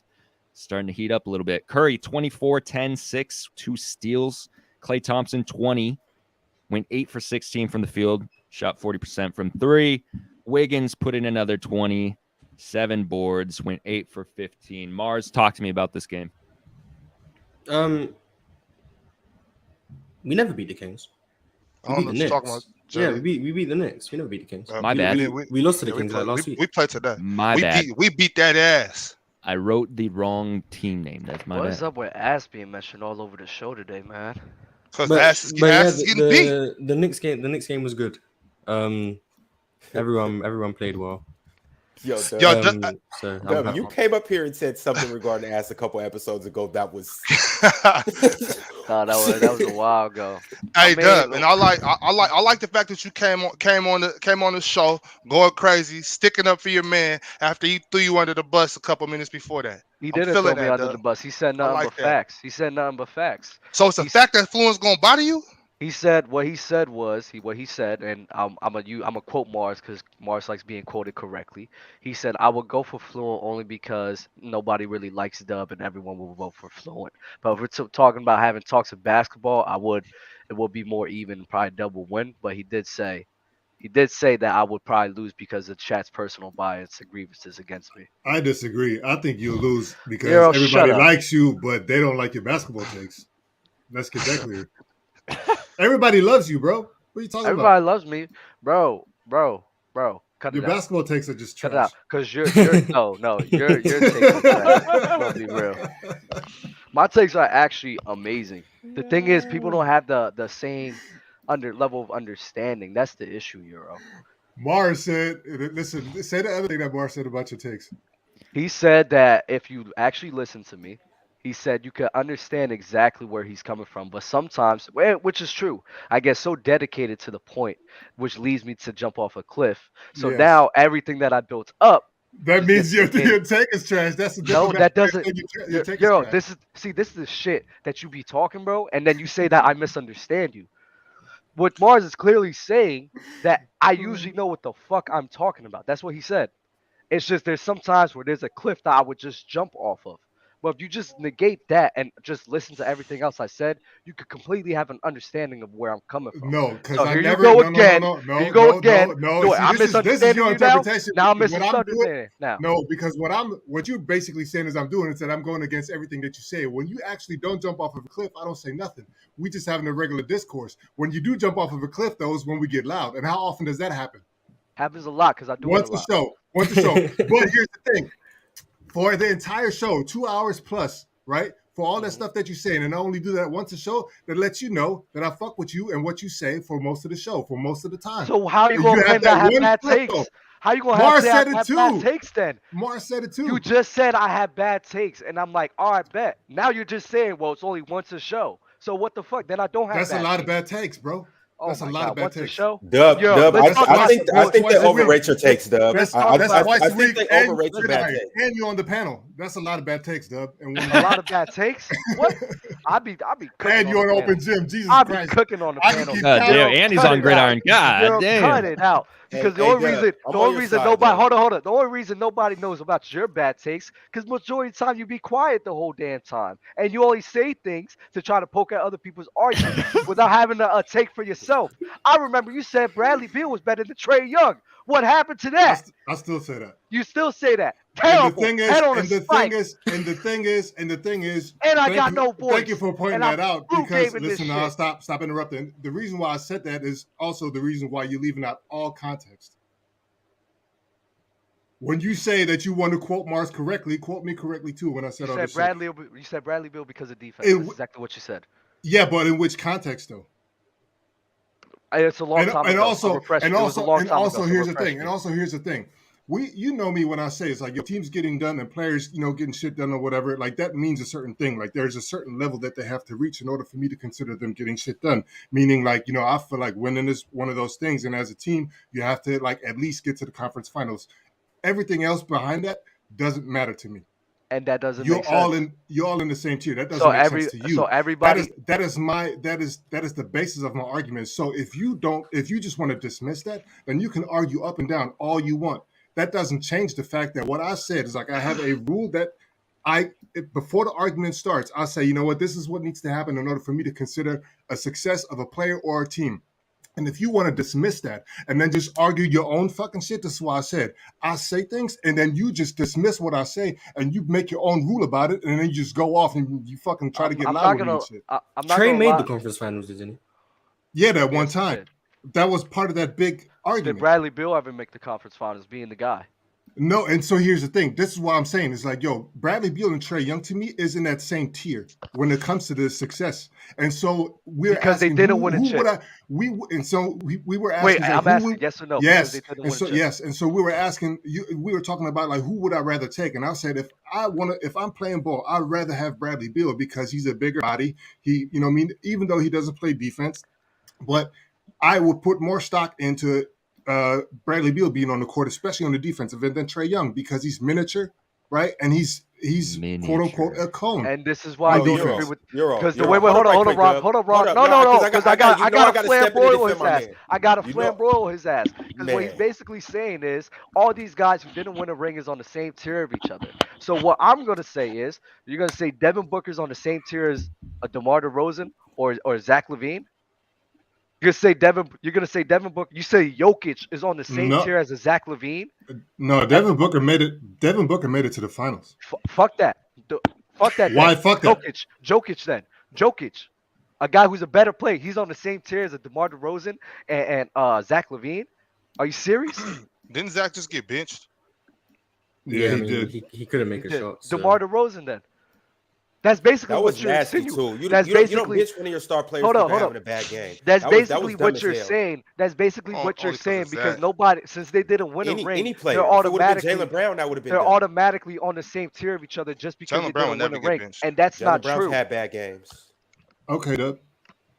Yeah, head on a spike. No.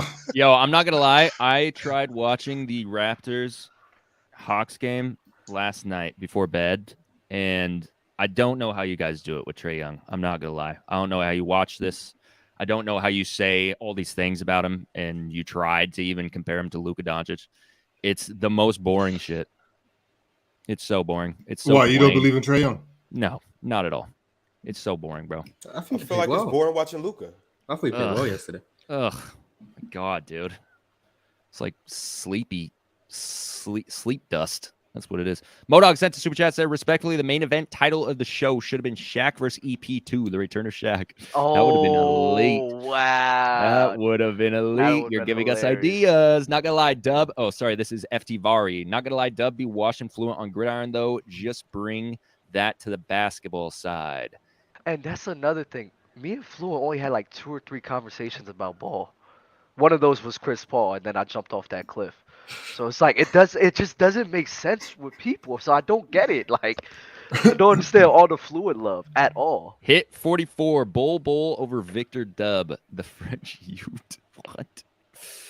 Oh my God. All right. Well, whatever about the Warriors Knicks. Let's talk about the Lakers Pistons on Friday.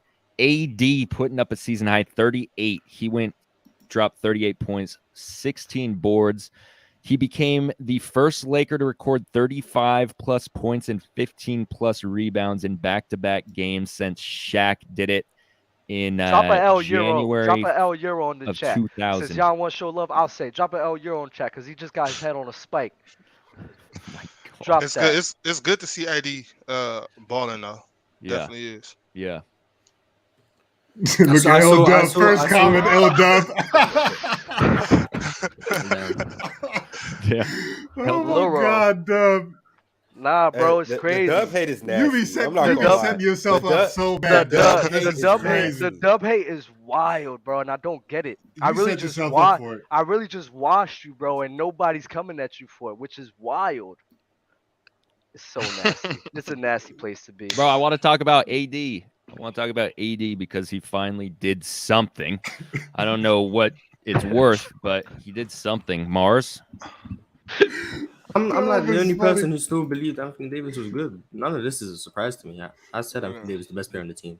Like the big shock to me was I saw Killian Hayes make a jump shot for the first time in my life. Like I don't watch a lot of Pistons games. That's the first time I've ever seen Killian Hayes make a shot. So that was the surprise. But Anthony Davis isn't surprising me. I knew how good he was. I've been saying it for ages. So none of this is a shock. Hey, how long till Bron gets back? I don't know. Let me check. Until they trade for somebody that he could play with. Cool. Yo, but speaking of Killian Hayes, how did you feel about him getting drafted? I thought he'd be solid. I mean, I didn't see much like scoring potential from him. I thought he'd be like a good playmaker. I thought he had defensive potential, but I think that failed. I think he's at this point. I think he's a bust. He didn't pan out, so I wouldn't be surprised if he doesn't stay beyond his rookie contract in the NBA. How many years has it been? It's been 3. I think this is his 3rd year. Mm-hmm. Yeah, the thing about Killian is I'm not going to just call him a bust just yet, even though I did have higher expectations for him. But the thing about it is, it's like, bro, when you're a point guard and you come out, you struggle a little bit your first year, don't really play good your second year, and then your next year they draft franchise cornerstone, possibly one of the best players heading into the future, a player of Kate Cunningham's caliber. It's like, bro, what can you do? Like, the only thing left for him to do, and we've seen this on a lot of occasions, is get traded to a new team and start new. Because with the Pistons, it's nothing he's going to be able to do. And that's Cade Cunningham's team. Bro, After that, Cade, it's Jaden Ivey's team. And it's like, he's not going to be able to redeem himself. Speaking of Cade Cunningham, you guys saw that he might have a stress fracture in his shin that could require surgery. Yeah, he's been hampered by injury since he come into the league, like low-key. So I don't know if that's like a major concern, but shin splints is for sure though, because that can be chronic. If he's been getting hurt every year, how is he a bust? no, we're talking about Killian Hayes. no, No, we're talking about year and a Killian half. Hayes, not Cade. We're talking about Killian Hayes. Oh shit, I'm tripping. Yeah, Killian Hayes is the bust. Like he That's can't he can't score at any level. That's tough. That's just the beginning of the tank. That's all that is. Yeah, He ain't hurt. I'll smell the tank. They're trying to get Vic. I hope he's not hurt, though.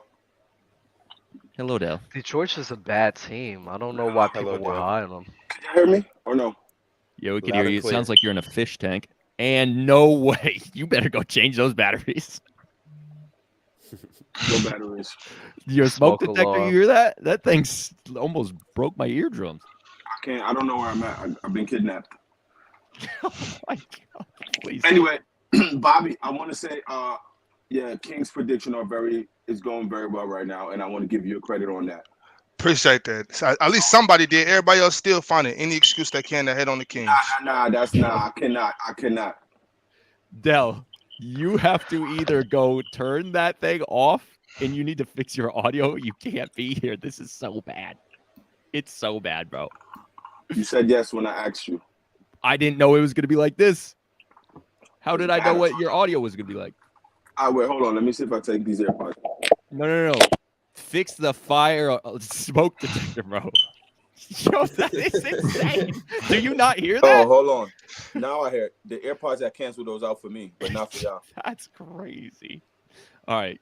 You can figure that thing out. Oh my God, bro. That's savage right there, to be in a room and not hear a smoke detector. It's It's like you that just loud. living your life unbothered. Hey, yo, but when to you get back to in AD, Brooklyn though, visiting fam and what you got the fire escape to the right, you know, it's just life. JD, that's a cultural thing, JD. The smoke detector. We'll give it a couple weeks, and then finally, you know.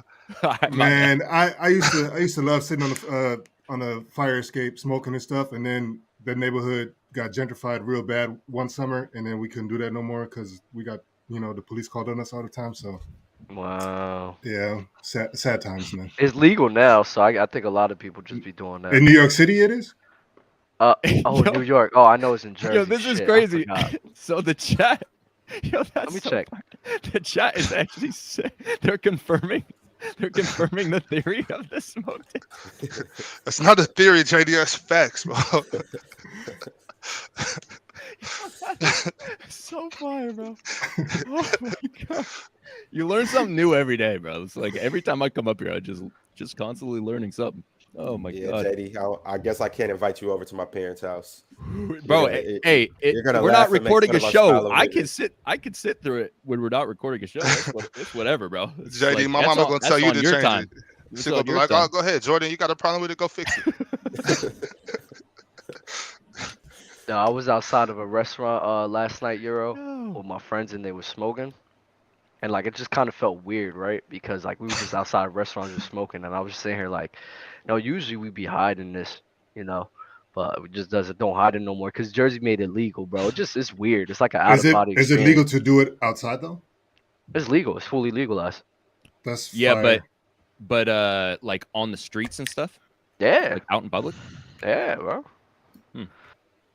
It was Didn't know crazy, that. bro. I thought it was They had kind of a- like a alcohol deal where like you can't, no open containers type stuff. Give well, me 2 not minutes. not in the car. Open containers is only for like in the car and stuff.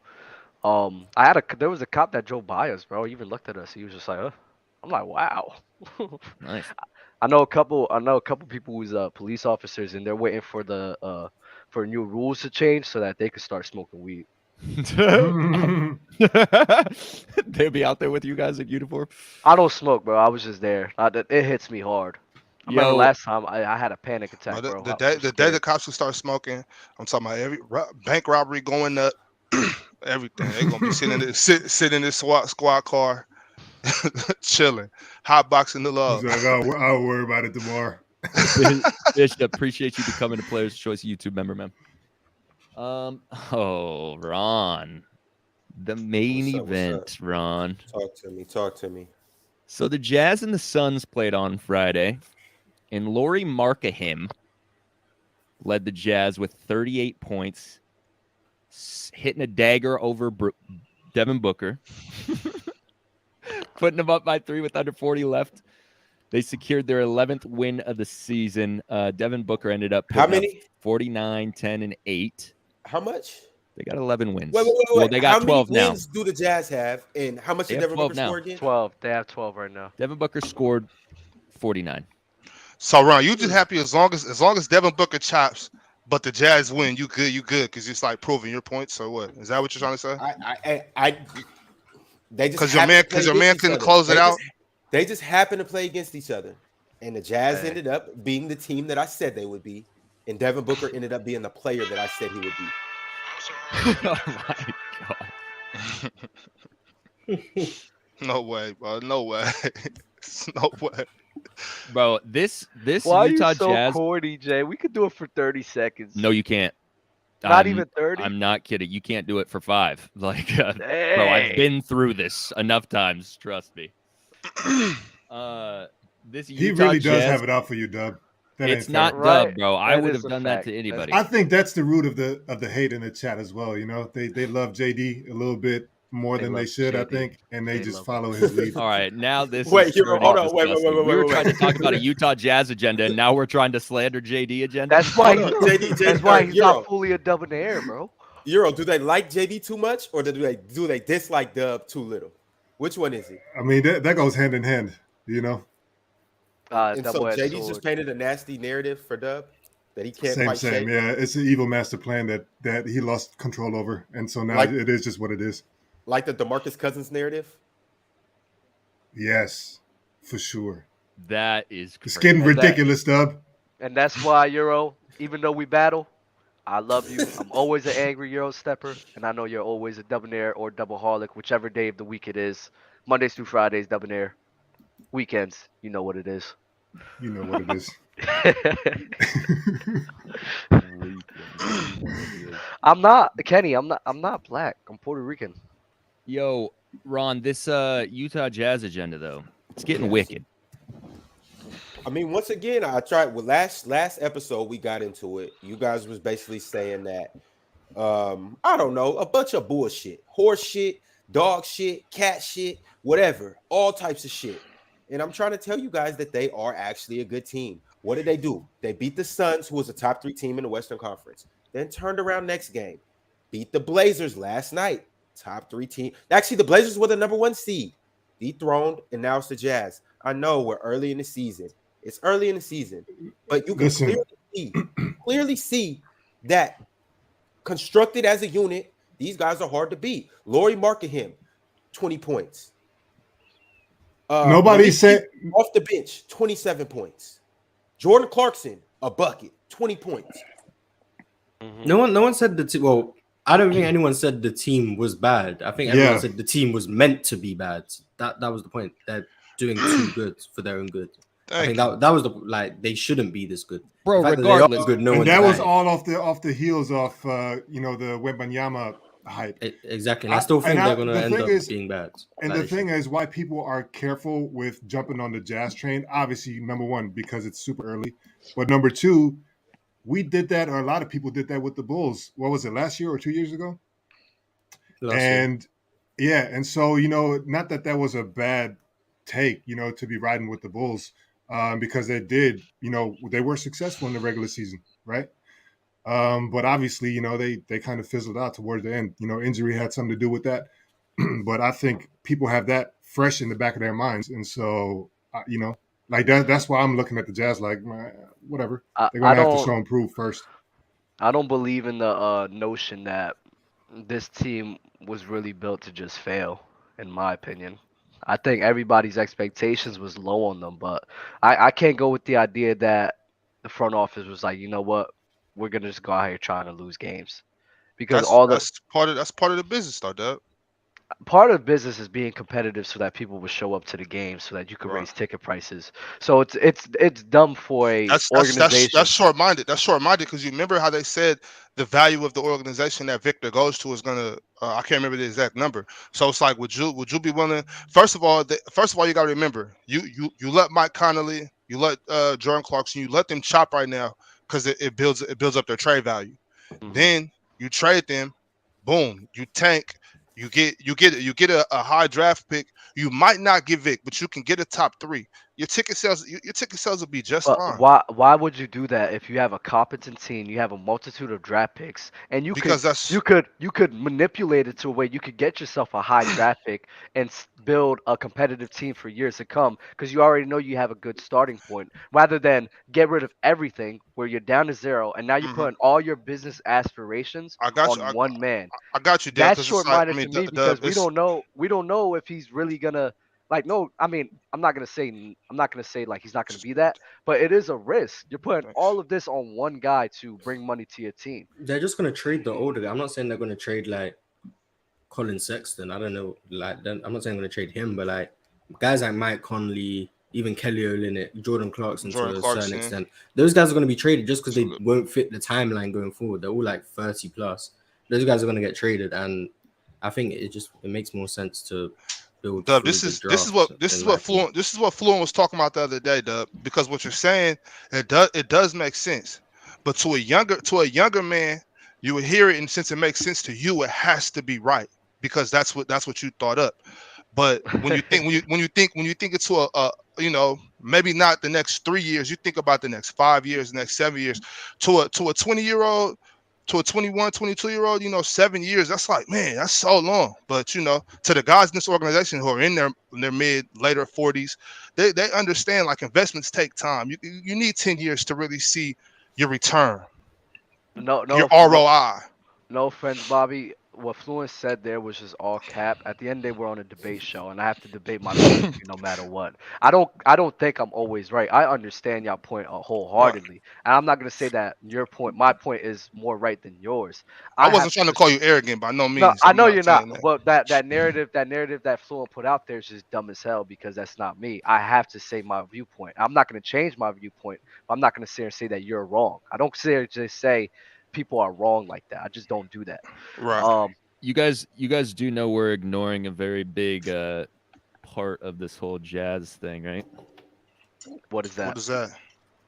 Dell? What's going on over there in Utah? Yeah. What's going on here? How's my mic now? Is it still Yeah, you're good. You're good. It's good. Oh, okay.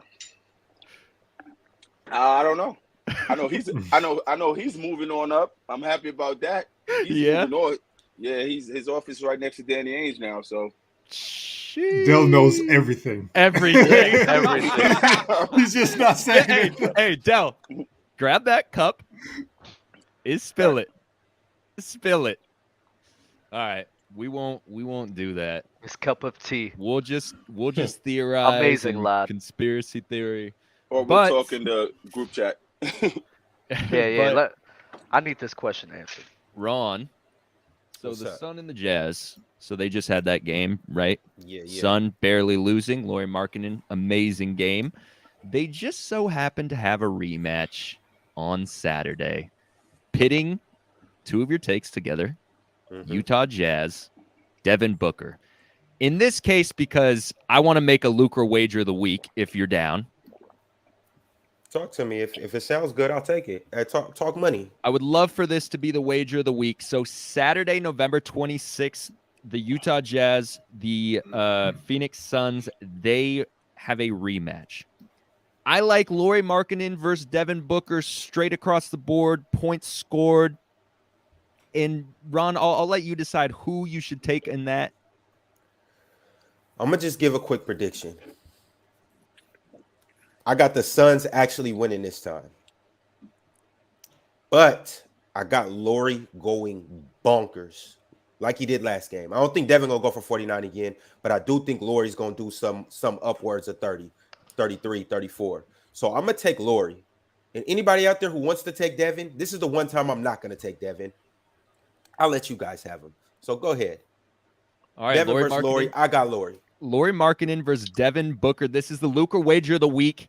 If you want to create a contest and send it to Player's Choice and you want to take Devin Booker, we'll take all the Lauri Markkanen challenges you send our way for that Saturday game. Other news. First of all, before we even get into that, Del, what's going on with you, bro? I know we just talked for the Black Friday thing, but it is, short, whatever. Can't complain. Life is life. I'm chilling, maintaining, processing some things. Del, I got a question. Now good? That you've seen the TICKETtv Marz preview, are you going to change who you think is the best matchup? Yeah, I don't like TICKETtv Marz no more. Why? As you could tell, because I'm sorry, Marz, you won't get a chance to speak. And it's not, you're a great debater, but you don't argue. It's not in your nature to talk loud and get over people. So you'll just sit there and it's gonna look like he's bullying you. Unless you incorporate F this, I'm getting loud. If you get loud, I think you win automatically. But it's just it's not in him. So for the debate, if it's a real debate back and forth, it's a great one. But how Ticket is compared with Marz, how Marz is, say his points. Marz is like quick jabs and go boom, boom, boom, and then defense. But Ticket is continuously, and Marz is just going to be like, I'm just going to let this man yell because he doesn't care that much to yell over him. And it's going to be like that. And that's why it isn't going to be like. But it's a 1 minute. That's why I say I think Marz wins that because it favors him. No, it's a because minute to talk, and then Ticket is muted. Ticket is going to talk into his Marz 1 minute. I'm telling you that's going to happen. He's not going to you better not let that happen. It won't. Ticket to get sent back to Pluto. Okay, then if it's controlled with the win host and not no L host, then we might have something to look forward to. I'd rather Dub versus Ticket now based on that, because Dub is gonna yell over you or try to, but it's gonna be interesting. Oh man. While we're here, I wanted to shout out all the All-Star Players' Choice YouTube members. Shout out to everybody who is a YouTube Players' Choice YouTube member. But the All-Stars are Victor Moreno, 40KOW, Steven Castor, Alejandro Rodriguez, KW, Capital Kev, James Guys 123, Jeffrey Williams II, Sosa Belton, SSJ Gaby. SSJ Gaby pulled up to the open gym. I think I saw. Yes. Fire. Love pulled up. Gabe pulled up. A lot of people pulled up. It was an amazing show. Fire. Open gym. Make sure you guys tap in every Friday. Open gym. The street screaming. There's a new big three. You guys are always talking trash in the chat. Come up and debate. Who's the big three? Milo and Marz. Oh yeah. Jolty, Loaded, King J, Brian Fawcett, the Broctopus, iOS Inc., Gideon, Zeke Noel, Dorian Clayton, Rio Maxhoff, Straightway, Georgia, Elder Rufus, Odd Malik. Shout out to y'all. And we got a super chat that is a perfect segue because I was just about to introduce this. Z-Dub said, thoughts on the Giannis beef with a ladder. Straight out of WWE. I liked every part of that. I liked every aspect of that. Go in. I liked every aspect of it, from Trez to Giannis. Because a lot of people say Trez was trying to he's a bozo. He's a bozo. Either way, I love that energy. I love that shit. You're not be the. Wait, before we get too far, I want to explain. I want to explain. Came out before we get too far into it, for people who have no idea the full background of what was going on. So Giannis, after the game, the Sixers-Bucks game, Giannis was trying to practice his free throws. Montrez or like one of the workers might have grabbed the ball. Montrez went and took it. So then Giannis is without a ball. He's like, what's going on? Let me have a ball. Montrez is like, you're not doing this here. He goes to the other side of the court, putting up shots. Giannis goes back to go get another basketball. At this point, the workers are putting up a ladder. Giannis comes back. He's like, I'm trying to shoot free throws. Get out of my way. They won't. Then he grabs the ladder, shoves it. That's essentially, there's a little more to that. So Thanasis just walked out and was kind of like overseeing it. I didn't see it on the video because they did say that him and Trez end up having words later on, but I didn't see that in the video. All I saw. I got that video. I got that. You saw the part with Thanasis and Trez going at it. I did too. Yeah. I got that. Okay, video, I didn't see that part. Either way, I'm not mad at Trez though because this ain't your house. We're not in Milwaukee. The Giannis situation. No, it started with Trez. I guess Trez wanted to work out, but Giannis was working out or whatever. Trez took the ball. No, stop, Bobby. Trez took the ball, and I like that. Like, get up out of here. Do that. Go work out in Milwaukee. Shoot some free throws in Milwaukee. This is the city of brotherly love, and you're not doing that here. That's a contradiction. I got a text from one of his teammates calling him a bozo. I'm gonna tell you why he's a bozo. I don't care who called him a bozo. I still love that energy. Get up out of here. What energy is it? What energy? Think about it. What energy is it? That's not that tough guy energy. That's me taking the ball and telling you if you can't shoot on that end, go shoot at home. No, go shoot at home. If he didn't interrupt anything Trez was doing, Trez is 2 hoops. You want to work out, just work out there. Let me ask you a question. If that's LeBron, is Trez doing that? Wow, what's the difference between Bron and Giannis? And that's a fact. That's a yes or no. What's the difference between Bron and Giannis? If you do it to Giannis, you do it to Bron. There's a difference, bro. There's a difference. It's about the level of respect. Maybe to your. He's not doing that to Bron. He's not doing that to KD. He's not doing that to. He's doing it to KD. He's doing it to KD. Yeah, because you think KD's soft, but I don't think so either. He's not. It's a respect thing. He shot 4 for 15. So why would he respect KD and not Giannis? Because why would he respect LeBron and not Giannis? You saying that there's no what are you talking about? What's the difference between Giannis, KD, and Bron? Except for Bron been here longer. I can see Trez is not doing that to everybody.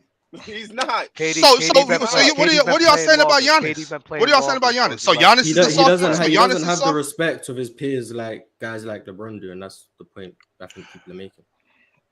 Like, he's not doing that, bro. It's just corny.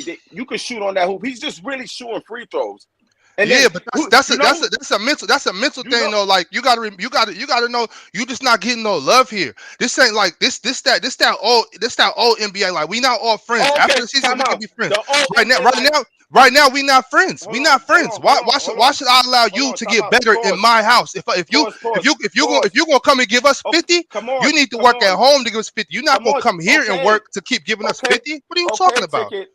Y'all want to be friends. Y'all want to be friends with everybody. Like, you know, y'all want to be friends with everybody. If I'm Ticket, you do your Marz and be quiet. You do your Marz. Don't nobody want to be friends with you do your Marz.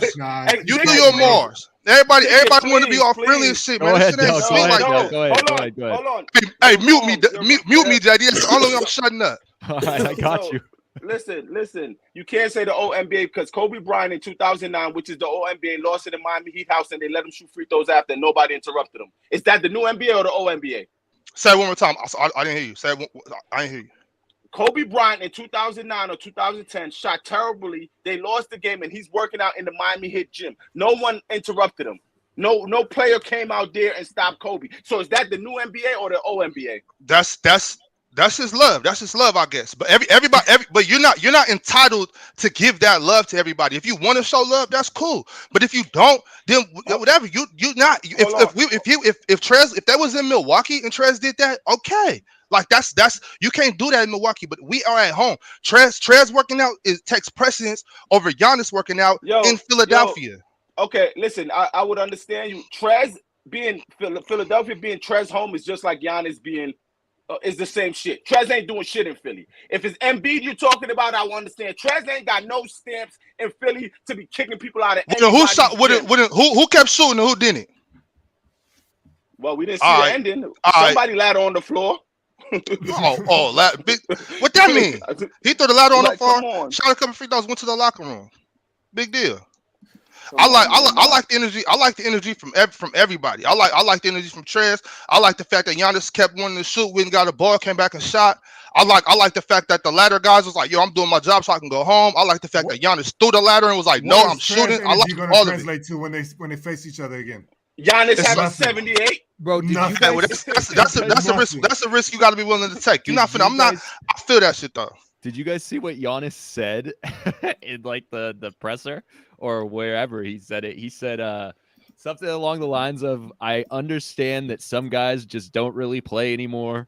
Blah blah blah. Like when they were talking about listen, every press Giannis did about this has been golden. It has been golden. It's kind of corny. Yo, I honestly, and then the other bozo is the dude that was supposed to be working out Trez that also said, Giannis, you can't shoot. Like, what are y'all talking about?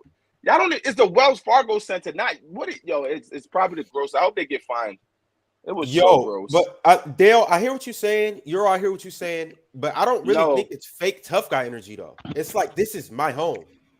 The thing about it though is because why not? His locker's there, Dub. What are you talking about? His locker is in the locker. That's their home arena. Is this his first year there? Is it this his first year there? He didn't grow up there. Like, come on, he hasn't played there his whole life. It don't matter. It don't matter, Dub. It don't matter. Is Giannis wearing a Sixers jersey? Yo, cut it out, bro. Yeah, Ron, that's like me going to your house, right? And let's say you're fine when Giannis working out, right? At your house. That's like me, who's been living there for fucking 2 or 3 months, going there trying to kick him out the fucking house. That ain't my crib. Who the fuck am I? Everybody's cool. That's not the same thing at all. It is the same thing. What the hell? If you moved in and your name was on the lease, then it is your crib, and you have precedence. He doesn't have a name on the lease. What are you talking about? What do you mean? Got a name on the locker. Fucking team. What are you talking about? He has a name about? on the locker. He has a He's room. on the team. He has a room. He's on the team. What are you talking about? I'm with Dub. He has a room. Embiid, James Harden, who's like people love for Philly, who they don't want. Trez is like expendable. Is like go with Sylvester Stallone and Jean-Claude Van Damme and those people. Like that's you're not like stop. Golden in Philly. Yo, that's the shit I hate. That's the shit I hate. That's the shit I hate. JD, that's what I was talking about. We need to do an episode about all role players. All role players episode's crazy. MC Robinson re-upped his. So you think Trez did his job then? Exactly. What did he do? No, because timeout. I'm asking you, Bobby. Like, you think that Trez that's exactly what he was supposed to do? Like, that's what I don't think up here did this. You guys wouldn't be saying nothing. You would be saying Udonis did his job. You would be saying Udonis was an enforcer. No, he was. Udonis I don't think Udonis. Isn't a thank you, Euro. He would not do that. I don't think that don't prove nothing. The man is just literally shooting free throws, and you like Udonis, right? Udonis been in the league 40 plus years, and he ain't never did it. Why are we now hype? You know what I mean? Like, come on, man. Yo, like if you gave me a precedent, I'll try to understand it. But he's literally just shooting free throws, and you want to be, I'm gonna be what? Be the tough guy now? Like that's cool. That's cool. Everybody think about shit different. You want to help your enemies get better. That's cool.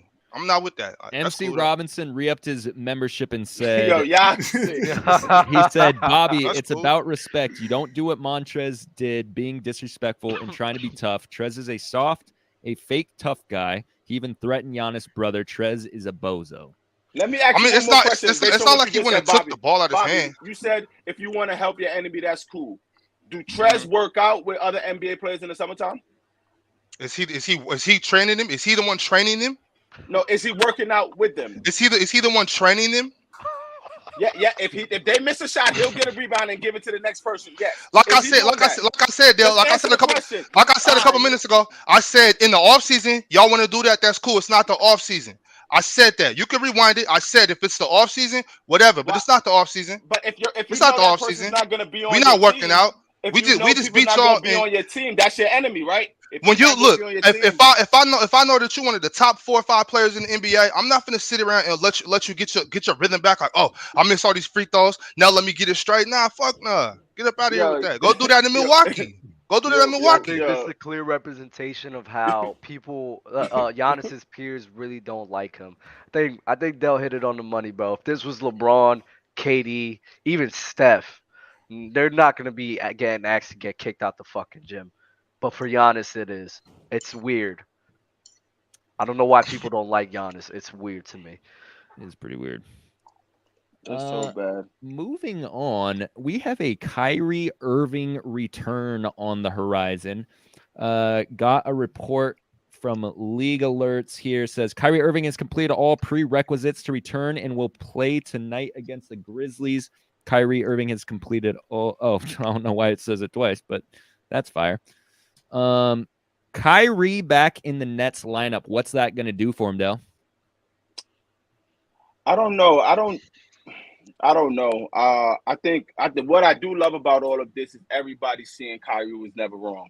Everybody's coming back. They're probably going to sue the Nets organization. Might get sued for suspending him based on. I think they already announced. Oh, it's in progress. Okay, yeah, CBA and all that stuff. So one thing about when you hear Kyrie's name, all of a sudden, because his reputation is like, oh, it's Kyrie's fault. But when you really look at everything he said, other than really posting what he posted, the things he said, he's never agreed with most of whatever was going on. It's just the fact that Kyrie did it, so everybody took the blame. So now, from the Adam Silver to the Nets owner to everybody on, even Braun had to say, oh, you know where I stand, but yada, yada, yada, Kyrie should be playing. Everybody had to do a backstep because he really didn't do nothing wrong. So I think for that purpose, it's good, and Kyrie's probably be more at ease.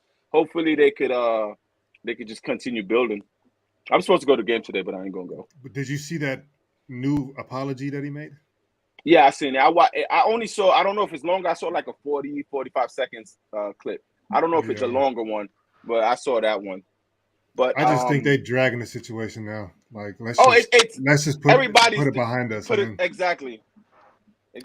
And the sad part is, I remember after this first came out, people at the Nets game had the signs. Remember, they sat in the front and they had the signs against Kyrie. I know for sure when Kyrie get introduced today, it's going to be a loud cheer, which is like, y'all know y'all messed up. Shout out to Jay Will, man, for real. Yeah, Jay Will. And because everybody been on Kyrie's head so tough or whatever, I want to give him his flowers in, when it comes to the Shaquille Robinson situation. Sir.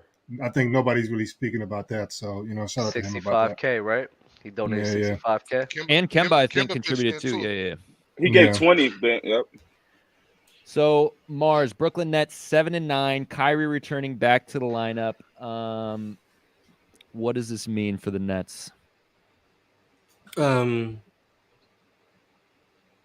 It gives KD some help in terms of he doesn't have the sole offensive burden anymore.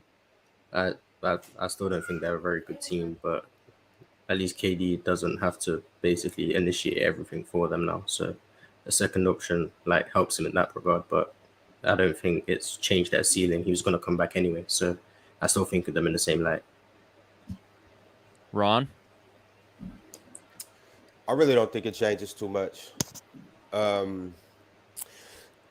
They have an identity crisis that they have to figure out with or without Kyrie. They may have to make some moves, but they're going to have to figure out their defense, and they're going to have to figure out their rebounding situation. And I think they need another serviceable big. And so with or without Kyrie, none of that matters, because without him, they were still playing pretty good. They actually damn near played better without Kyrie than with him. So it's like record-wise, they did. Yeah. So we'll just have to see. But moving forward, I mean, they got so much talent. Out of there. Thank you, Dub. I wasn't saying that to say they're better off of Kyrie. I was just saying that record-wise, they did. I don't think they're a better team without him.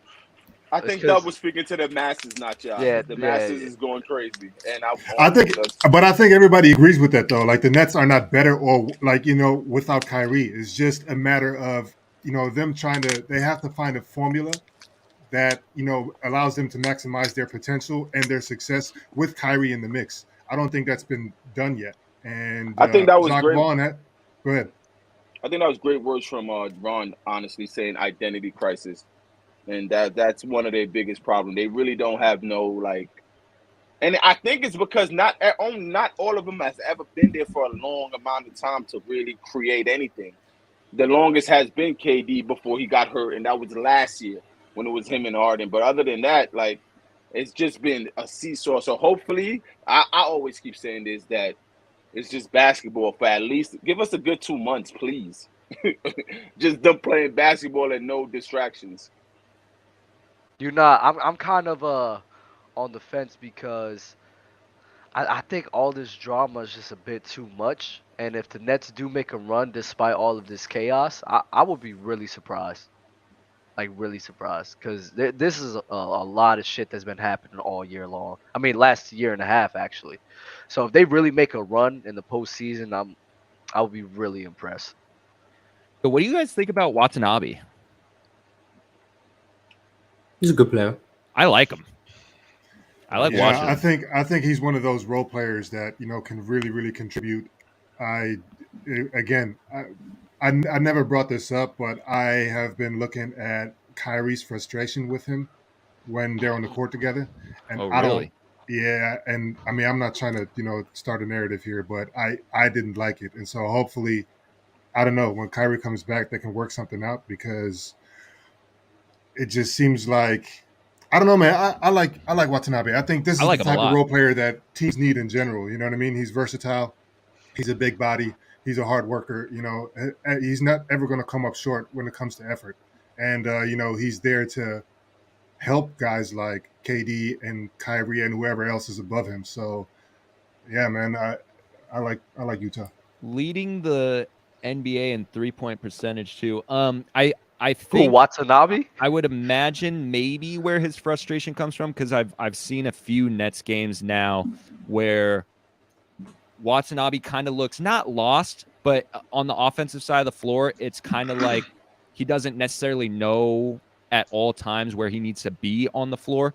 But every time the ball goes up, he's crashing boards and he's making plays on. This is what I mean. He's unsure of what he's quote unquote allowed to do and what he's not allowed to do. Yeah. When the ball goes up or whatever, he knows there is no like if, ands, and buts about it. He's going to chase the ball. You know what I'm saying? Yeah. So there's nobody that can actually say anything against him. But in terms of like him making the cut or him being on the same side as like a Kyrie or a KD or whatever, like because it's been well documented that the coach is saying one thing and the players have done something else, like Kyrie and KD, right? It's going to be difficult for him to like really. He's a company man. He's going to have to see where he fits in. I've been in situations like that before. Dale, I don't know if you can speak to this, but maybe not personally, but you've probably seen this on your court, on one of your teams where there's a guy that just runs his own thing. He has that kind of cachet with the coach where the coach calls one thing and then the player just does something else and it's cool, but everybody just has to like function off of that. And then a role player not really knowing how to juggle that, not really knowing how to like navigate that. And so if that player then gets tight about it, that's what I was talking about specifically. And so that's what I saw.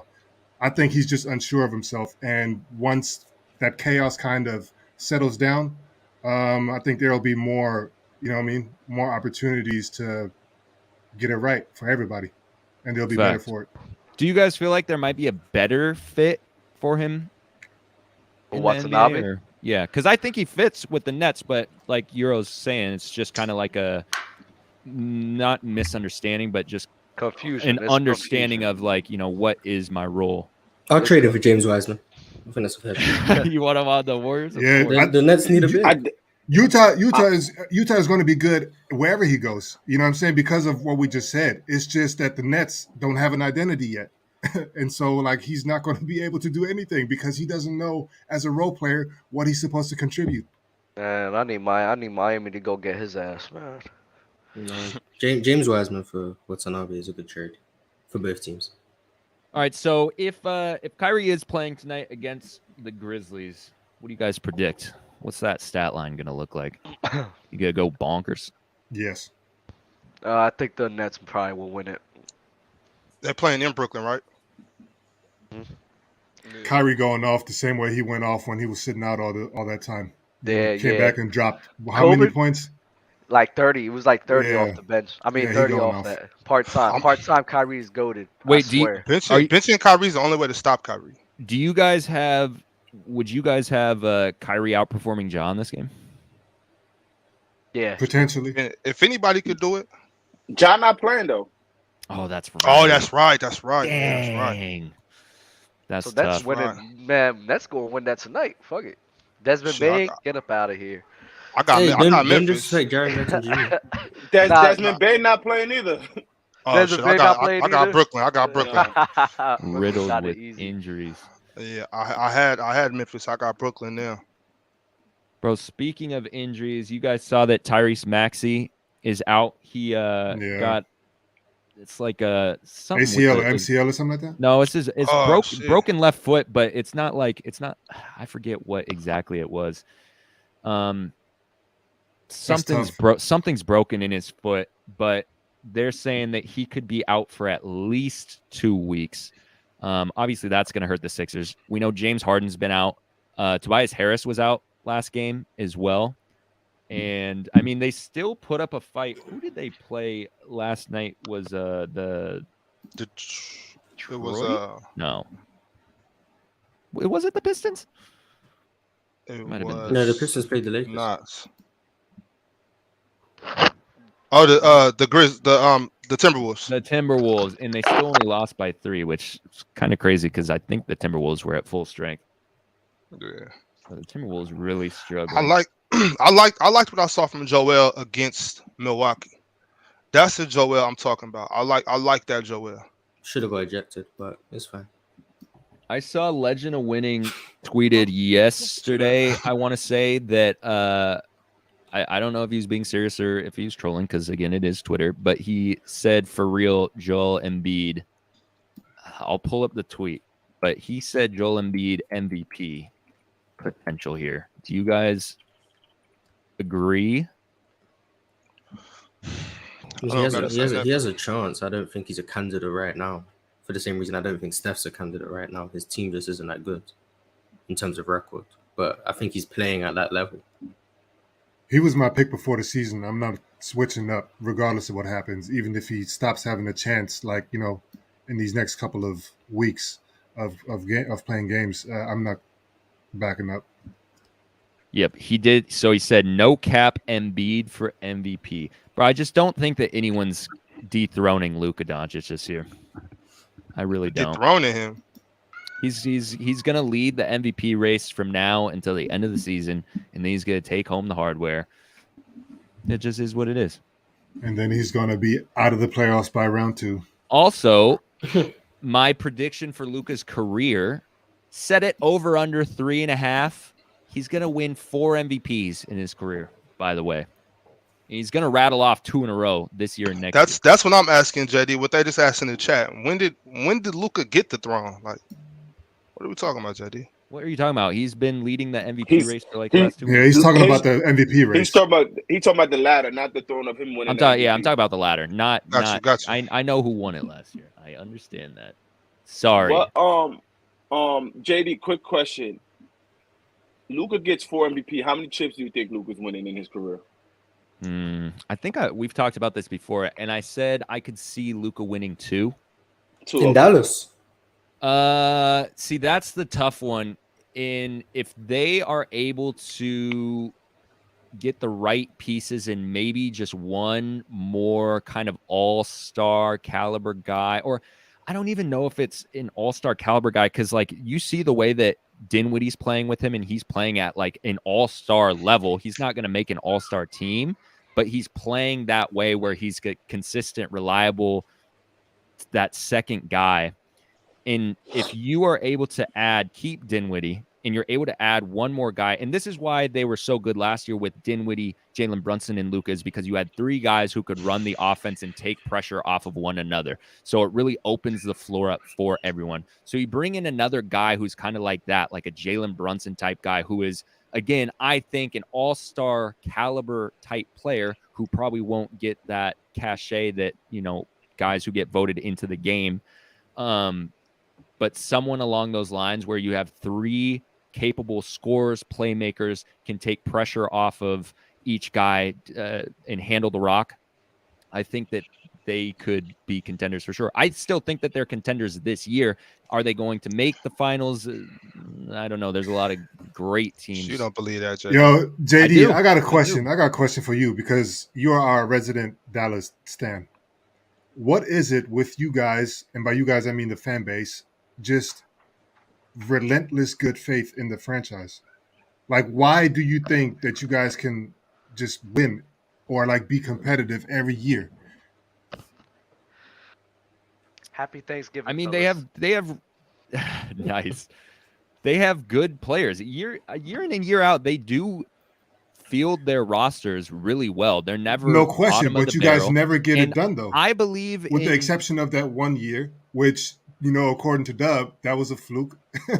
Well, I also So- believe in Cuban. I mean, dude What has year? unlimited money, so he can 2011. spend that. 2011, you were saying that Dirk winning that chip is more of a Can LeBron you choke quote job. me?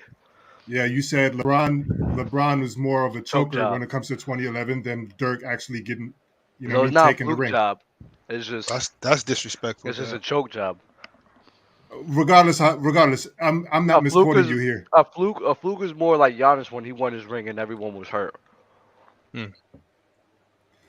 That's I'm more just of a saying. fluke. So I guess it doesn't matter. My question is this though: like the Dallas fan base is obviously, you know, it's a dope ass city, right? They've had great talent, even, you know, from the '90s when they had Jamal Mashburn, Jimmy Jackson, Jason Kidd. Like, you know what I mean, from like the early days all the way up to now. Like, it's always been like a popular team to, you know, be part of a conversation of, you know, like the greater basketball conversation in the NBA. It's not like OKC or something like That's that. kind of news to me, but okay. Why? Because, well, maybe I'm an outlier, but I've gone into enough seasons where I didn't think that we stood a chance. So I've never looked at them like, oh, year in and year out, they're contenders. Well, maybe you look at it with a sober eye, but I feel like it's like this Dallas thing altogether, just like in football. You know, Cowboys are always talking about it's their year. And so I Yeah. kind of wondered if this is like rubbing off onto the basketball community. Like, why are you so confident every year? Like, I think it's the Luka energy though, but For sure. I don't think they're like Cowboys fans. But Luka energy is a good energy. It's like saying when Cleveland, what early LeBron stage was on the uprise, they knew they had one of them ones in LeBron, so they had that you know, that flair, that energy. I think it's just honestly because of Luka. It's not the Cowboys could have me, you, Dub, Bobby, and Ron, and they think they're gonna win the Super Bowl. Facts. But Del, you're speaking facts in the Lucra. Speaking of Luka energy, Lucra Doncic. Anytime you have a guy who is like that, anytime you have KD on your team, anytime you have LeBron, a Giannis, a Jokic, like you're looking at those guys like, oh, these guys could really compete almost regardless of who's around them. I mean, we're looking at KD this year, and you know that's kind of it's like I don't know if he could really will these guys to win, but more times than not, you're looking at the guys who have these superstar top 5 guys on their team, and you really believe that they could take them to the promised land. So I agree with Del. I think it's like that. What you just said though, JD, when you said you look at KD and what it's basically the same thing he said in his interview. Y'all probably talked about it already when he said, "You guys think we have a chance? It's because I'm out there." Mm-hmm. It's you know what I'm saying. It's just like having one of those players where you like. That was fucked up Yeah. though. No, that was fucked up. What was messed up? With KD saying that. I think that was did y'all talk about that yet? Please tell me why it was. But we haven't heard your thoughts on it. I know I have to hear the feedback. What was messed up about his? Did you read the whole article or you just read the snippet? What did he say in the snippet? I mean, what did he say in the whole article? I mean, he said a lot of stuff. He said a lot of stuff. What I loved about it, Del, was the legacy piece. I will say that was elite from KD. And that was my least favorite. Really? That was my least favorite. Yes, it was. Why? Well, because I think it's in a way of a cop out. Like not a cop out. I wholeheartedly believes that, but you know, legacies me. It's a little bit more than if that he believes that's what his legacy should be, because he's always been about just hooping. But I felt like your legacy could always be about what you do on the court as well, like your own game, and don't try to shy away from that as well, because we're not gonna say, let's bring up a point guard, like a marginal point guard that made it to like Rajon Rondo. You know what I'm saying? What if he had to say his legacy? What would you say it is? He can't say the same thing KD could say in terms of a younger player, even though he probably did impact a younger player. You know what I'm saying? So it's like it makes sense, but it's kind of like all right. I don't know, man, because I feel like when we're talking about legacy and we're talking about Rondo, there's going to be a lot of people that are going to be caping for him in the future. Like once he's gone, because playoff Rondo is a thing, and you know, people are going to hold that in high. Imagine Rondo said, but listen, playoff Rondo is the thing. That's my point. Imagine if Rondo came out and said, "Nah, playoff Rondo not my legacy. My legacy is when I was with Cleveland." No. Listen, if Rondo said my legacy is when I'm on a team where I could help the younger point guards, everybody like Colin Sexton or something when he was there. Yeah, like when I'll get you. Yeah, like then he'd be like, people be like, no, you're Rondo from the Celtics with the big three. That's it. Like don't negate what you did on the court. Mm-hmm. You know what I'm saying? Like don't of course you mentored Andre. Maybe you feel like he's downplaying it. Yes, no, he is humble, but he's downplaying his own self. Bro, he knows his legacy's written, bro. Come on. Yeah, right, but Dub, I don't. What you said, Dub? What was wrong? Because I understood Kevin Durant's point in saying the reason you think this team is supposed to be doing so well is because of me, because of who he is. You know, I just don't think as a player. Hold on, got some kids fucking yelling. I don't think he about to take off his bill.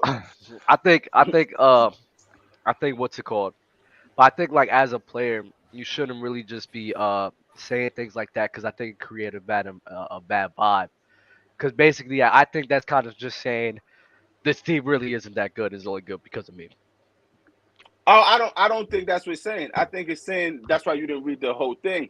What he's basically saying when Royce O'Neal, Edmund Summers, everybody but Nick Claxton that he named, when they joined the Nets, it wasn't to be in the role they are in now.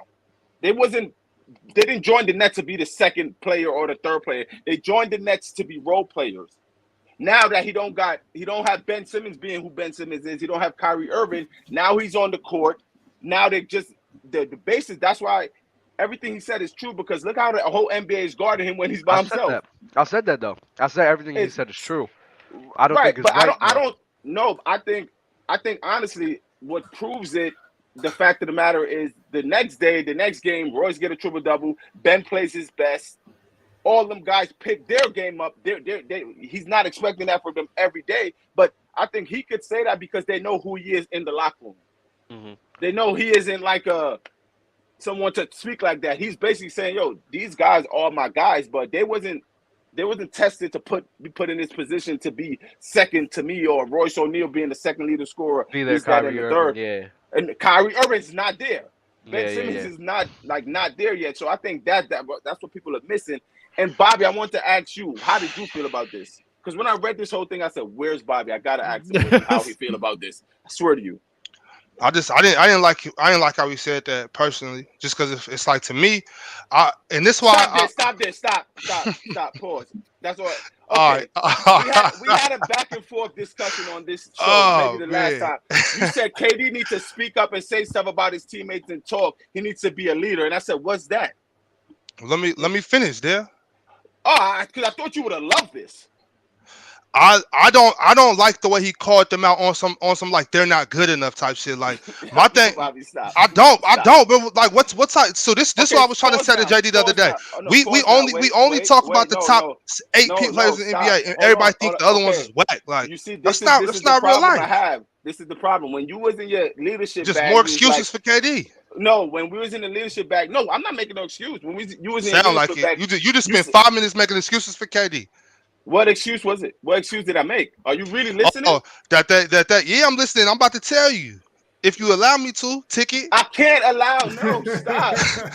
because let Bobby get this off though. No, he can't. I'm gonna go ahead. Now go ahead. I'm with you. Go ahead. Because the man yelled at me and cursed me out on this show. He needs to speak. He needs to speak to his teammates to be a leader. He needs to tell Kyrie, "Yo, yada yada, shut up, blah blah blah." Tell Ben, yada yada yada, this, that, and third. Now you're saying he called his teammates. I said what I said there. What I said is he needs to holler at them and let them know, like, "Yo, y'all got to crash the boards with me. Y'all got to run with me." You know, encouraging. I never said get on here and talk about about, y'all think I'm finna win with these bums? That's basically what he said. He said this was some snake shit because he did it publicly and in their face. He's whack, and he's whack. That's what I heard. Listen. Like, that's what the naked mind wants to hear. But clearly, Roy's going to get a freaking triple double. Ben go get 15, 13, and 9 the next game. Clearly, okay. I think so. That's what I'm saying. The excuses. I'll answer the first question. The first excuse you made was that the guys that they brought over here wasn't brought over here to be his number 2, number 3. Okay, that's not an excuse. That's a fact. They're professional basketball players. Don't do that. Do not do that. Professional basketball players there, and that's why I hate. That's why I hate every episode we talk about the same 7 guys like they're the only ones in the NBA that can play basketball. But that's a corny narrative. You're in the NBA, you need the ball. So that's what I'm saying. He could have said something like, "Hey, we're not playing too great right now. Royce and them, they can step up. Like you don't got to get on and tell everybody that my teammates are whack. Y'all think I can win with these guys? Bobby, if you out here caping for us having a show talking about we only talk about the same 8 guys, like everybody else is whack. Like that's not real life. No, that's not true. That's what it is. If you're gonna promote a brand, you have to talk about the highest list of the brand. We're not gonna come on the show and talk about Wendell Carter. And what's wrong with Wendell Carter? Wendell Carter got game. Okay, you see that? Maybe we should enlighten the masses about the other players in the NBA. They know everything about KD and LeBron. Why don't we enlighten everybody else to how great of a career Thaddeus Young has had throughout his career? You know what I'm saying? What about Luka? You know what I'm saying? Lucra is sponsoring us so we can talk about Thaddeus Young. You're right. Stop it. That's not exactly what I said. I mean, you love twisting my words around. No, you love twisting my words around. Yeah, what's up with that? Right now, why you do that? On your face-off the other day, Dale, you came in like 10 seconds.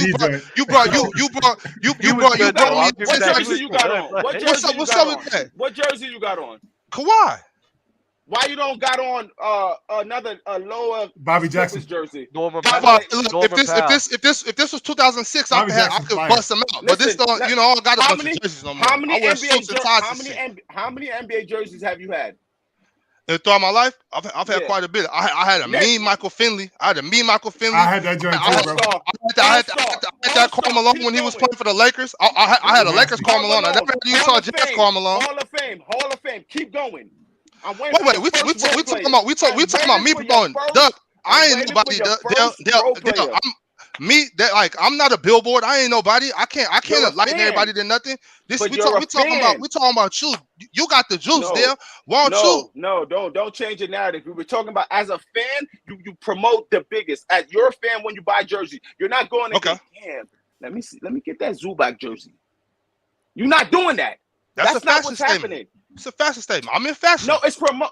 No, stop, bro. Stop. We're not doing stop. We're not doing that. You're not gonna get mad that we're on a debate sports show and we're talking about the best of the best. I'm not mad about that. I'm not mad about that. I'm just saying every once in a while, you know what I'm saying? Like, why is it that I gotta? Because it made me sound like a hater. Because every time we got to talk about Kevin Durant, I don't got no love for what KD been out here doing for the past 5 seasons. Zero love for that. And so now I sound like a hater because y'all forcing me to talk about this bozo. He out here hating on his teammates and whatnot. That's corny. Wait, that's corny. Hold on. Listen. That's corny. I don't want to talk about KD. Hating though. I sound like a hater because you made me talk about Kevin Durant. I don't want to talk about KD. I don't want to talk about KD. He's not worthy. I'm not impressed. I'm not impressed by the glitz and the glam, Dale. I'm not impressed. I'm not impressed. Okay, I'm not impressed. JD, we can move on. You're not impressed by the glitz. I'm not impressed. I'm not impressed. He's not worthy of you talking to him, but so you want us to talk about Edmund Summers and Royce O'Neal because they are worthy, right? That's not what I'm saying. Stop twisting my words, Dale. Stop twisting my words. And the King, yo, wow. You just showed the King some love, Dale. You just showed the King some love. Don't take it back. No, he showed you some love with the take. Listen, let him go. So you no Kevin Durant, but we can talk about Edmund Summers, Royce O'Neal, and we had a whole segment about the lefty from G-Dub, the Asian. What's his name? Yuta Watanabe. Yo, I don't make the y'all doc. just- You y'all know I just don't make the doc. spent Half 12 the time I y'all don't even just know what spent- we're gonna talk about. I just He jump went on the to show and then I G-Dub. just I know get he went hit to with G-Dub. lefts and Yeah, rights. he went to G-Dub. Y'all spent 12 That's minutes fire. predicting what team would he be on the show when you said we only talk about superstars. Now, how do you feel sitting here? Not even you know when that segment you didn't even say a word, Mr. Role Player. You didn't say a word. Why not? Well, because Because you don't know shit about him. But and that's why I said, Dale, why don't we enlighten the masses? Me being the masses, like I said, I'm a man of the people. I'm not here for the glitz and the glam. You know what man of the people mean? Do you know what man of the people Yeah, because mean? I said it. Means Look, you know the people. It means you know the people. That's what it means. Bobby's people. Dale, like I said, I don't have no problem with the show. All I'm saying is we don't got to talk about the same cat every day because I don't got nothing nice to say about Kevin Durant. I don't got nothing nice to say about him. You don't gotta be nice. Well, I just don't like sounding like a hater. I don't like sounding like a hater because I gotta say I don't got nothing nice to say about him. I've never called you a hater. Zero good words for the brother. But doesn't that doesn't make sense? What you're saying is y'all making me a hater because now I have to spew all the hate that I have inside of my heart for KD, and y'all just making me say it. Nasty, that don't doesn't do make me. you just hate him. I just don't have nothing good to say about him right now. I don't. That don't mean I hate him. I got big love for his basketball playing ability to the most part. Like on the surface level, it's all good. That's the glitz and the glam I'm talking about. You dig deep into it and you see the cracks in the foundation. You see the cracks in the foundation when you just look at it. Dell, I wanted to come back. You don't want to see it, Dell. You don't want to see it. That's your problem. You do everything in your power to duck that, get out of there. You bobbing and weaving. You don't want to see it. That's your man. I understand that. I didn't agree with every quote he said, but y'all just hear what y'all want to hear to spit the same narrative that y'all want to speak, which is fine. Go ahead, JD. Dell, I want to come back to because you did bring up Ben Simmons. He had his best game recently, and we've talked about him a little bit in how kind of a disappointment it's been at the beginning of the season. Do you think that Ben Simmons can turn it around? And I do. I personally do. I feel it's like he's inside his own head as well. I think he just didn't he didn't. Like me and Yura was talking about last time, sometime through the lane where he could have dunked it, he's like trying to do a finesse layup. I don't think he's fully there yet, but it's good to see that 15, 13, and 9 is still in there. Because Ben, his career numbers, I don't think his career averages 13 points maybe. But I like his assertiveness, him just being aggressive and assertive, and that's what we need. His defense ain't at where it once was yet, but I think he could still help Brooklyn in a major way. So hopefully, because I'm never Ben offensive, but if he could play just how he played on the Sixers, that would be a great help for the Brooklyn Nets. Yeah, his defense won't get there unless his back gets right. Exactly, and I have back injuries. It's defense is the first thing that goes. That lateral movement is going straight to the back. Yeah. So his career average, he averages 15. He's only averaging 6 right now. But right. I agree. I said this a week or two ago that I think that Ben, I wasn't too concerned about it. I think it's just kind of a slow start coming off an injury like this. He's just got to get back to that comfort level. But do you have kind of a timeline? Do you think he starts turning around before All-Star break, or is it going to take that second half of the season for him to? I don't honestly. I don't know. It's so hard for players like Ben, and it's because everything is really on. It's I don't know how his body's feeling or how with let's say it's Steph Curry. Steph Curry's in a slump. You never really worried about it. I think he'll get out of the slump because how his game is. You know what I'm saying? But with a player like Ben, who he needs energy to. Steph could really be just quiet all day and still look up at Bosco. He has 27 to 30 points. Ben, he needs that energy. So I think it's just his mental and how he wakes up. Oh, my body feels good today. I'm gonna play some basketball. Gotcha. So I don't know how to predict that. Got you.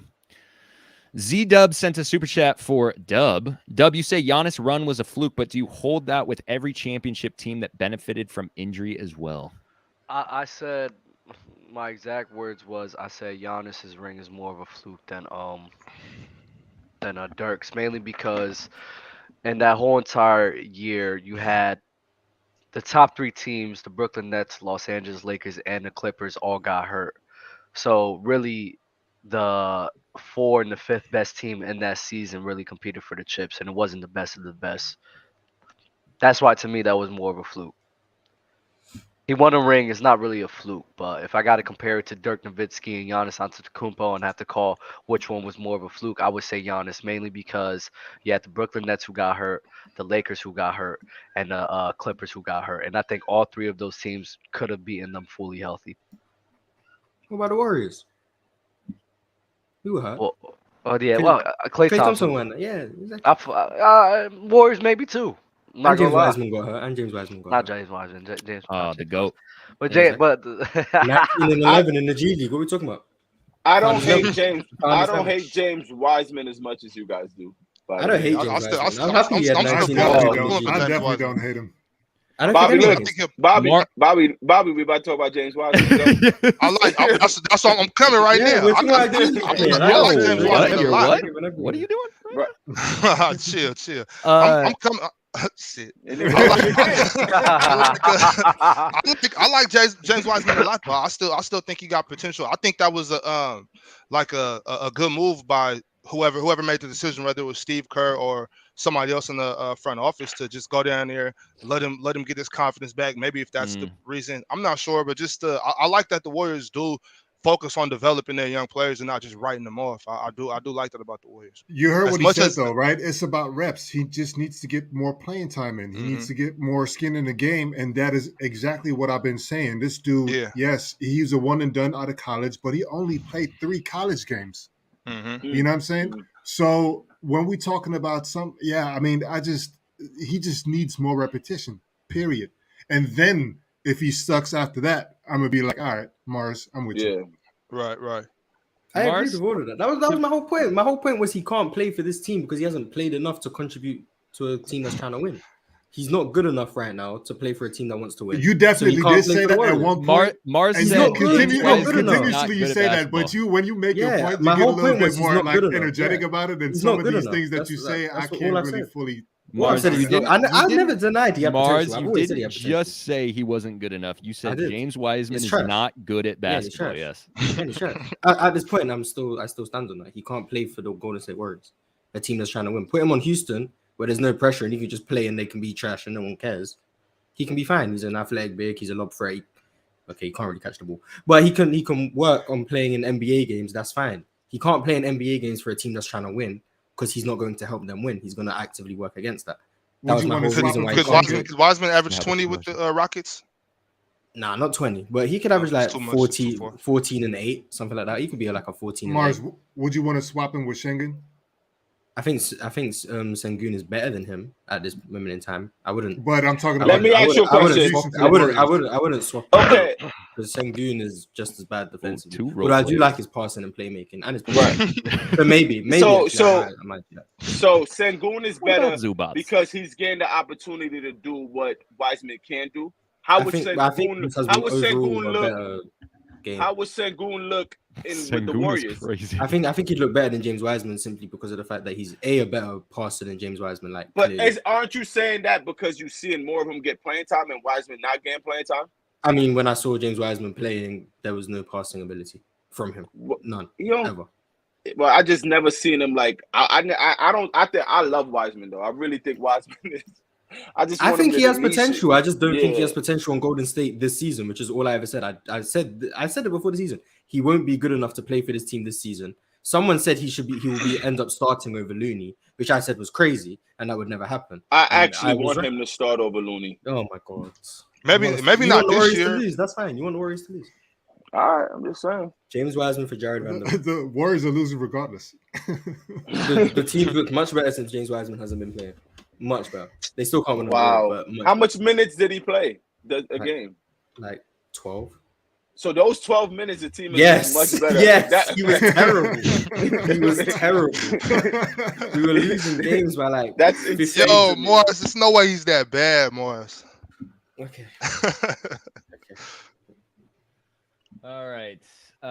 Dwight Howard. Did you guys see this? 1 assist short of a triple-double. Put up 38. Now we're talking about an overseas player. Come on, bro. Dwight Howard, you can't put that label on him.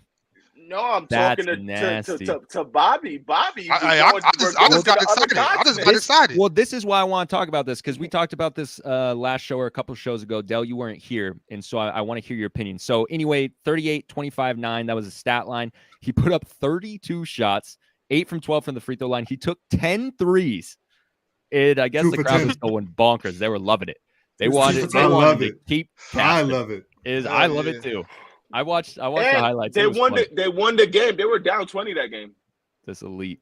So what we were talking about was looking at Dwight Howard, his career, how accomplished he is, and sending him over to Taiwan. I was curious because I was like, there's no way Dwight Howard's ending his career in Taiwan. No, so do you think there's a return on? Yeah. No, never heard him. I think what the craziest thing to me watching the clips, I don't watch the numbers really is just funny to me, but I watch to see how he's moving, right? So then I predict, like, I don't know why the Brooklyn Nets didn't sign Dwight Howard. Mm-hmm.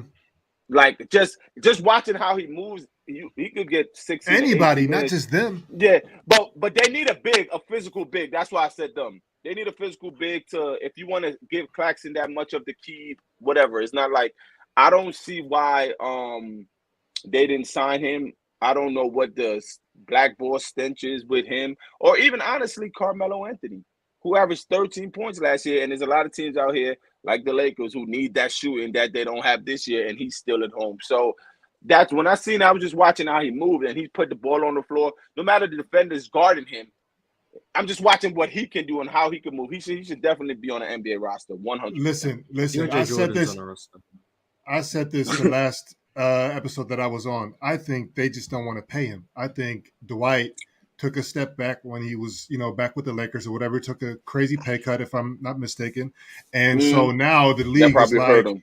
Yeah. And so now the league is like, but he'll take minimum. That's your new quota. But yeah, but I mean, if on a contender, if people actually want to pay him that. The thing is, we don't even know, to answer your question about, will he be back in the NBA? I think so for sure. Maybe even this season, because we don't know. Maybe this season, got a 10-day deal. 10-game deal. You know what I'm saying? 10 game, a 2-month joint, Yeah, like right before the playoffs over there, he's out, you know what I'm saying? And then, that's just that he's getting his little money or whatever to where he then can be like, you know what? Now I'm comfortable enough to take lesser money from this NBA team and just be back in the fold. I also want to point out that for as long as Dwight has been in the league, right? And we're talking about Father Time and LeBron and all that stuff, we should really be looking at Dwight Howard as well. And just the mass that he has to move. And of course, he's had some injuries as well. But I mean, he's been fortunate. And I think when it comes to the rhetoric that he is not a hard worker or anything like that and doesn't take care of his body and everything. He was on Shannon Sharp's podcast talking about that. I think it's nasty for that to even exist when clearly the age that he's at right now, the body that he has to haul up and down the court and the jumping ability, the athletic ability that he still possesses to this day. It's crazy. So you're talking about Shaq? I'm talking about Dwight. Oh, Dwight? People think that he didn't take care of his body? Yeah, when you look at and definitely doesn't work hard and all this other stuff. So he look at the Shannon Sharp podcast episode. Really? Yeah, he talked about that. It was really insightful. If anybody who really thought that about Dwight Howard is just dumb as hell. I think the main thing with Dwight Howard was injuries was a part of his career that derailed him. Then he was a losing step as a player because of that. I don't think it was because he was. I don't think it's because of his diet. That's so weird. That's what he was saying. Well, I didn't say anything about diet. Just like taking care of his body in terms of not, doing the proper maintenance on it, like your training regimen, et cetera, et cetera. And like, they were basically coupling that with his effort, that they're saying like his effort was trash. Yeah, go ahead. Oh, I was just gonna say, I think a lot of it, and I've been saying it since that season. I think a lot of it goes back to that Lakers year with Kobe. I think Kobe, like obviously I'm not blaming Kobe, but I just think like Kobe pressuring him made him play, and I don't think Dwight was supposed to be out there that year. I think he should have been resting, getting his back right, and like I think that kind of set him back quite a few seasons. It could have, but I mean, even on Houston, I thought he was pretty good. I think he was an All-Star a couple years on Houston Rockets too. Uh, so I think the fall off of Dwight Howard was mainly because as the older he got, the more injured he became, which meant he would just lose a step year by year. On top of that, with the way that the league was shifting, a player like him just wasn't a necessity anymore. But it's mainly more to injuries than, him as a player. It's so weird. I don't like that. That's so weird. Why is Are you everybody sure? gone? What's happening? Are you sure? Are you sure? Wait. Are you sure? Dwight Howard. What narratives have Dwight you Howard heard said about? that maybe you were focusing on like people saying that he was mostly speaking on execs and people who are actually in a position to give him a job. Oh. And so they were Oh. crafting Okay. some types of like narrative around him to, keep To him. not get him hired. Yeah, I mean, I don't want to speak for the man. The interview is pretty much in depth, and that segment started with the Kobe situation. Him being on the Lakers, and Kobe calling him soft and all this other stuff. So you should really look into that. But yeah, man, Cool. I fuck with I'll Dwight. watch it. Bobby, I have a question for you. Mhm. I don't think we've done this. I want to get your top 5 point guards in the NBA Today? right now. Steph Curry is considered a point guard in this argument, by the way. And is James Harden? In this particular one, I don't care if you consider him a shooting guard. For this argument, he's a point guard. Okay, well, I'm not sure right now about order wise, but let me think though. I mean, Steph's a point. I thought Steph was a point guard, so yeah, he's in there top 5 easy. So we got Steph. Is Luka's a point guard? Yes. Yeah. Okay. Well, those two are in there. I would say Luka. Damn, some of this fire point guards. Give me a second, Jetty. Yeah, you're good. You got it. Are you just trying to say Luka's better than Steph, JD? No. I'm not sure Luka's better than Steph. I'm not sure if I'm gonna be able to rank them because once again, like I said, like when you get to That's that fine. echelon, I don't know who's better. I just want to know who's in that top 5 for you. Let me just throw some names out there and then I'll cut them as I go. So you got Dame, you got Kyrie, you got Luka, you got Steph, Ja, De'Aaron, Trey. Mm-hmm. And I think that's where the love stop right now. So out of that 5, I'll probably have to say Steph, Luka. Damn, Steph, Luka, Kyrie, Dame.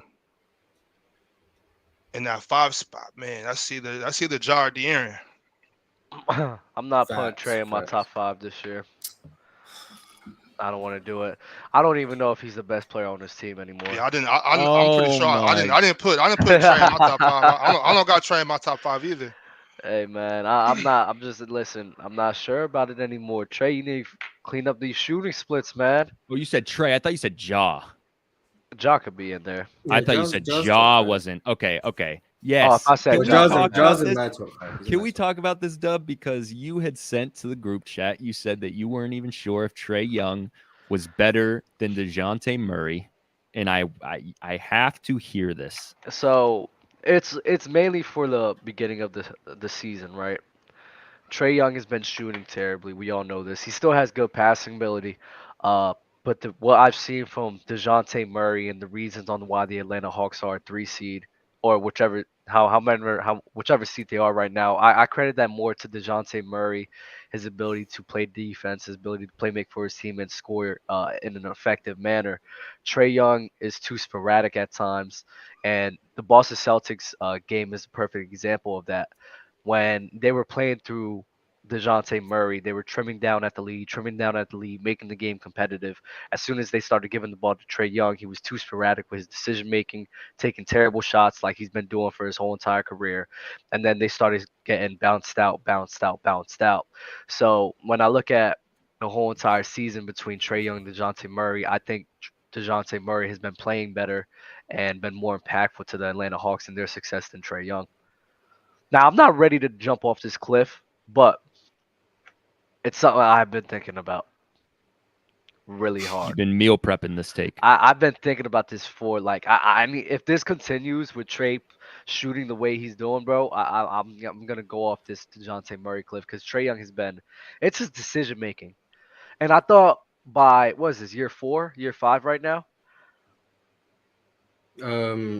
Year is it, 5, Mark? I think. Year it's 5. So I thought by year 5 he would have cleaned this up already, but I guess not. I thought like that beef he had with John Collins for a little bit would have forced him to adjust his game style, but he's just doing What the beef? same thing. Not beef. It was kind of like a disagreement. I remember a few years ago, John Collins was getting a little bit frustrated with the Atlanta Hawks, mainly because of the way Trey Young was playing for doing everything that I'm saying. This is before he got paid, though. Yes. So that could have contributed, and you don't think they moved past this?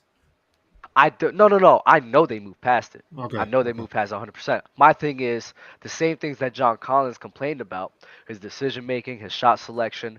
This is still an issue 2 or 3 years later down the road. And I'm like, Trey, as players are supposed to progress, players are supposed to fix their mistakes, and Trey Young is not doing that. It makes me question. It makes me question on what Trey Young's really about, honestly, because he still does the same shit. He's taking terrible shots, forcing terrible shots, trying to get fouls, and it's like, bro, like you're hurting your teammates by doing that. So when he doesn't shoot terribly, do you think that and he returns back to his like average performance? Do you think that's good enough? Like the efficiency and impact is good enough for you to still have that opinion, I would still always to change your new opinion?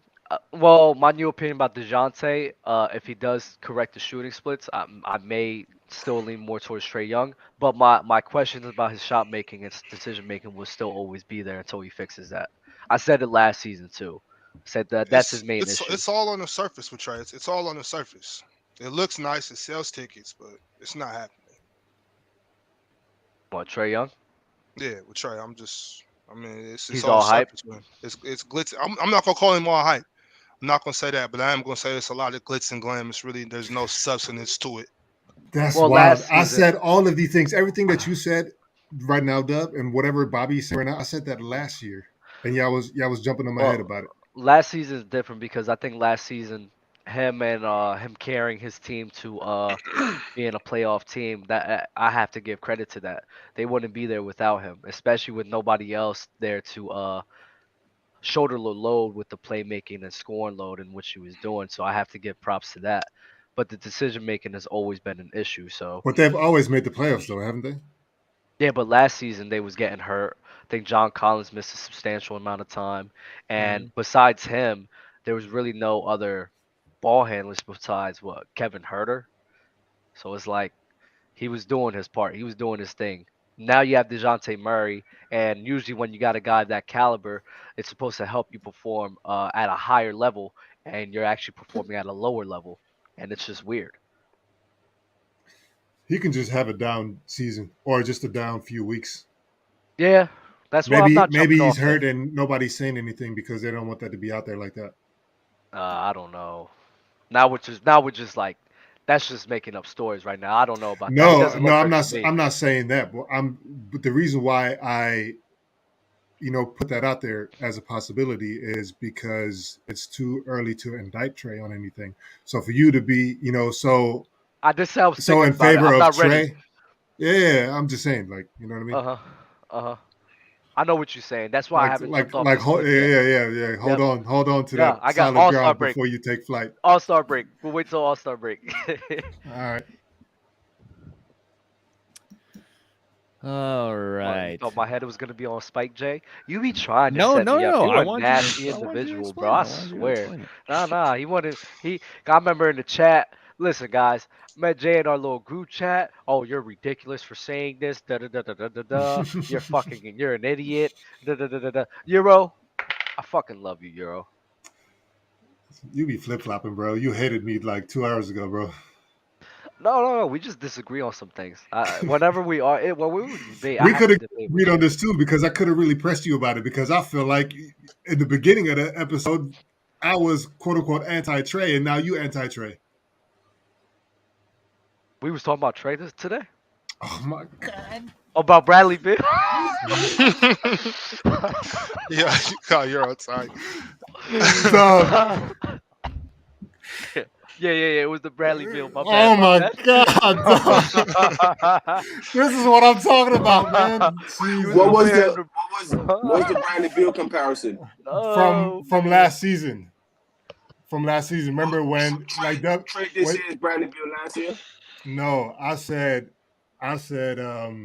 last year that in a specific scenario, right, that I would rather have Bradley Beal than Trae Young because, and then he asked me like, okay, what specifically like makes you say that?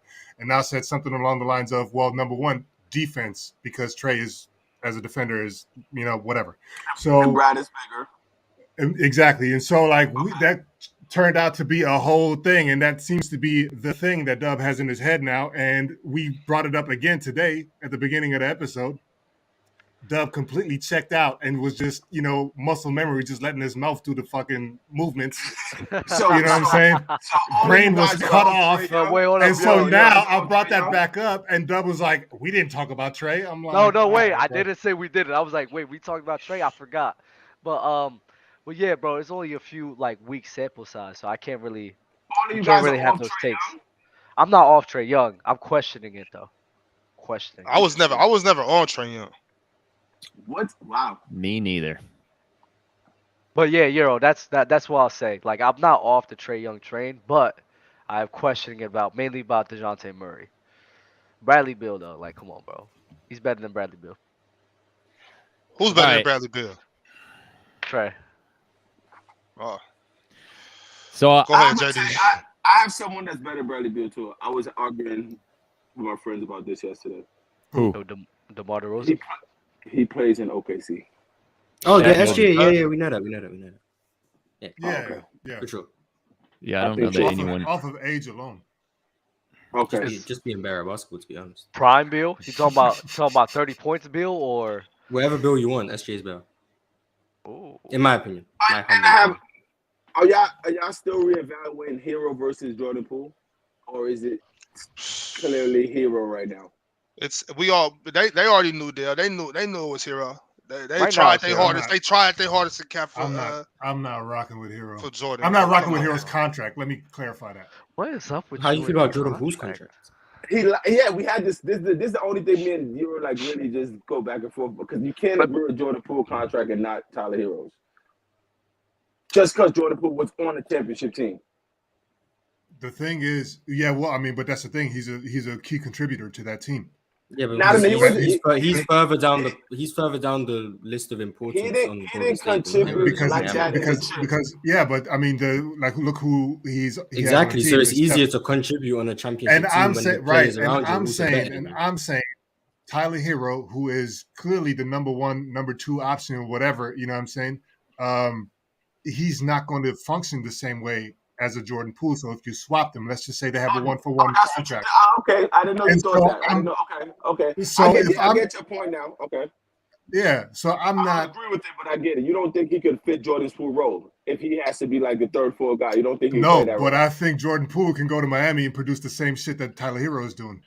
You put Tyler Herro on the Warriors, their record would be a lot better right now. If you put Tyler Herro along with Steph Curry, that makes it so easier for him to get off. Their record would be much better right now if they had Tyler Herro instead of Jordan Poole. I hear you guys. We'll never know. I just disagree. He's a sixth man. He's a sixth man too. And Tyler Herro knows how to run in the system too. He does it now. Yeah, the only difference for me, I think Jordan Poole is just a better passer than Tyler Herro. But besides that, I think Tyler's. By how much? But that's one up. But that's one up on Tyler Herro, though, isn't it? Yeah, if they're essentially the same, but that's all I'm saying. I still somehow think Tyler Herro is better defensively, and he's a better scorer than Jordan Poole. You defensively? I don't know about. Yeah, I don't think either of them are good. Defense. I don't think either of them I are good, but I still think Tyler Herro is better than him. They're not good defenders, so I wouldn't even bring up defense with those two. Tyler Herro's just a better basketball player than Jordan Poole. And he shoots better than Jordan Poole, despite the fact that people say Jordan Poole is part of the Splash Brothers, Splash Triplets, or whatever. He doesn't shoot that well. Jordan shoots good when he got. I think he's playing this bad because he got slapped. No, I think he's playing this bad because now he's a marked guy. He's not a surprise anymore. It's not, oh wow, the Warriors have this guy who's a threat. Now it's like he's part of the game plan. I just think it's different. I don't know it's the Yeah, I fact that agree. he actually got slapped or the fact not slapped, that he got socked or the fact that we all seen it. I think if we didn't all see him get punched, there'll be a lot more optimism for the Warriors as far as this season. Bro, I think it's just that he overperformed last season. It's like, how do you follow that up? I don't The think same way so. Tyler is. Tyler was 6th man Yeah. of the year. Now before he got hurt, he was Chef Boyardee. He's followed it up. I think with Jordan Poole, it's more of a, I got paid, I'm this guy, and I got to over here and I sort of don't prove like myself. people saying Jordan Poole following up all that stuff because he didn't leave the system. The system didn't change. If anything, it's an upward movement. It should be from you, basically. Even if you know the defense is going to be more on you now because it's not a surprise, but it's an upward movement. And the Warriors is going to go and try to get Bones Highland. The thing too is like you can't just jump on the team that's already a dynasty, jump on the coattail of Steph, and just think that that's gonna carry you. You gotta come and show up. You gotta be a part of the dynasty. You can't just. He helped. But listen, No, we're not. not- The reason why the Warriors are as bad as they are, Marz always points this out, is because their bench is trash. So Poole obviously, he's running minutes with the bench unit, obviously. He comes off the bench. Right. Okay. But what I'm saying is, if the bench improves, right? Obviously, they're not going to get rid of Jordan Poole. They're going to have other pieces that are going to be part of that bench unit with Jordan Poole. So his play is going to improve as well. So let's look at that as a whole. You know what I'm saying? Like we can't just say, oh, Jordan Poole is playing worse because this and that, and defenses are more likely to key in on him because they know now to pay attention this time around. I don't think he's playing worse because of the defense. Though. I think he's just playing worse because I think he's just trying to do too much. I do agree with the fact he's doing. I love. But don't you attribute that to the bench being trash? If the unit that he's running with, right, is trash, he has to do more. And so that's what you're saying. Like he's doing too much. But then couldn't I turn that the other way and say the bench is doing so badly because Jordan Poole's doing everything and those guys can't get a rhythm? This goes back to my point. That, you could definitely say that, but you don't believe that. This goes back to my point. I believe they both. And the Warriors don't believe that. Otherwise, I think DiVincenzo is going to help. And they wouldn't have paid him that money. Two things could be true at the same time. The bench could be ass, and Jordan Poole is doing too much. And this goes back to my Jordan Poole point. doesn't look good when he's playing with the But starters. I said this. But you know what I mean? Like they're not mutually exclusive, or are they mutually exclusive? What I'm saying is the bench is trash. Jordan Poole has to compensate for that. And so now it's not working. Yes, two can be true at the same time. That's what I'm saying. But if the bench improves, Jordan Poole's play is going to improve as well.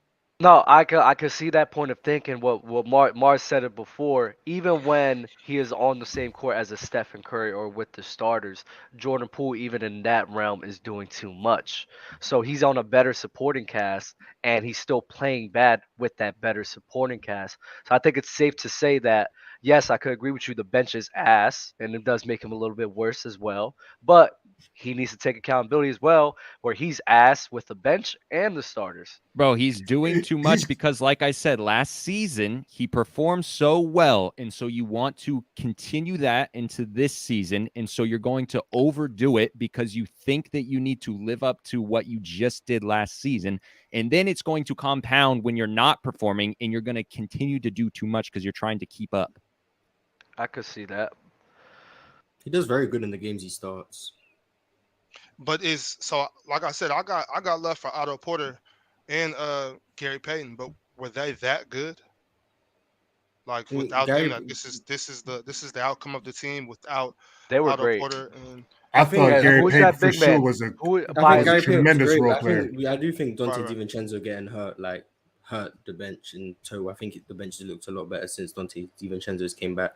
Losing Otto Porter and losing even Bielitsa and replacing them with Jermichael Green, who seems to be unable to make layups this season, is kind of painful. But I do think the bench is worse than it was last year, considering I think they put too much stock in guys like Kuminga, Moody developing, and it hasn't panned out that way, which is what I think the bigger problem is, more than just losing those guys.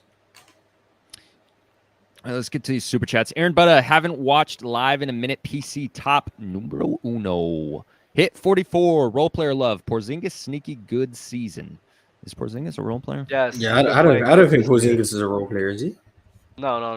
I don't know if those were one and the same. I don't know if he was calling Porzingis a role player, but But yeah, he's been great. He might have been saying two things there. But if he was calling Porzingis a role player, haha, Kyle hilarious. Kuzma, Kyle Kuzma wants them to play through him, so why not?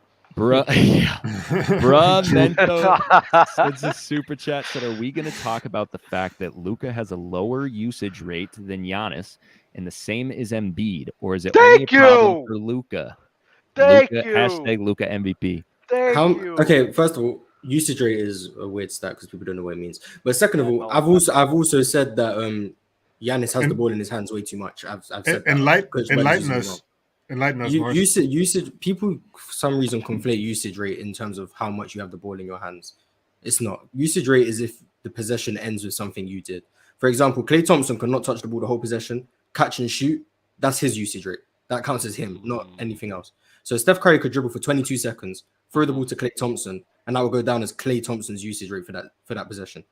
Which is why people use usage rate incorrectly. Because if you throw a turnover, that'll be your usage rate. If you get fouled and shoot free throws, that possession is your usage rate. Or if you take a field goal attempt, that's your usage rate. Stats like time of possession is how much you have the ball. Offensive load is how much you control the ball on offense. Those stats is what would indicate. What's the time of possession between Luka and Giannis? I'll check it out right now. I know their offensive load. Luka's at 63% and Giannis at 57%. That's tough. 63 is tough. Yeah, 63 is like all-time high. Him and Trae Young are like breaking the record like every year in terms of offensive load. Damn. So, yeah, I'll check their touches right now. And who was the other guy that he said? Embiid is similar because he gets so many free throws and he takes a lot of shot attempts. So even though he's not dominating the ball, but the possessions ends with him so much that people I don't see that's what usage rate is doing, but it's not. Yeah, I don't see. Marz, now you're more fluent. Cats like no, he's not. He's fucking Mars. And what's his name? Luka and James Harden, when they dribble the ball around for 21 seconds of the shot clock and then kick it to their teammate for a terrible shot that they can't get off, that their teammate is penalized for them dribbling the air out the ball in the usage rate stat. Giannis type. Pardon? No, if they dribble the ball the whole possession and then they throw it to like a Spencer Dinwiddie or a Tyrese Maxey, that's not their usage rate. It would just mean nothing for them. That doesn't contribute to it. It's whether or not they shoot or turn the ball over or draw a foul. Giannis' time of possession is 5.5 and Lukas is 10. Shit. It's not even close. That's why. Is there who's closer? Who's close to him?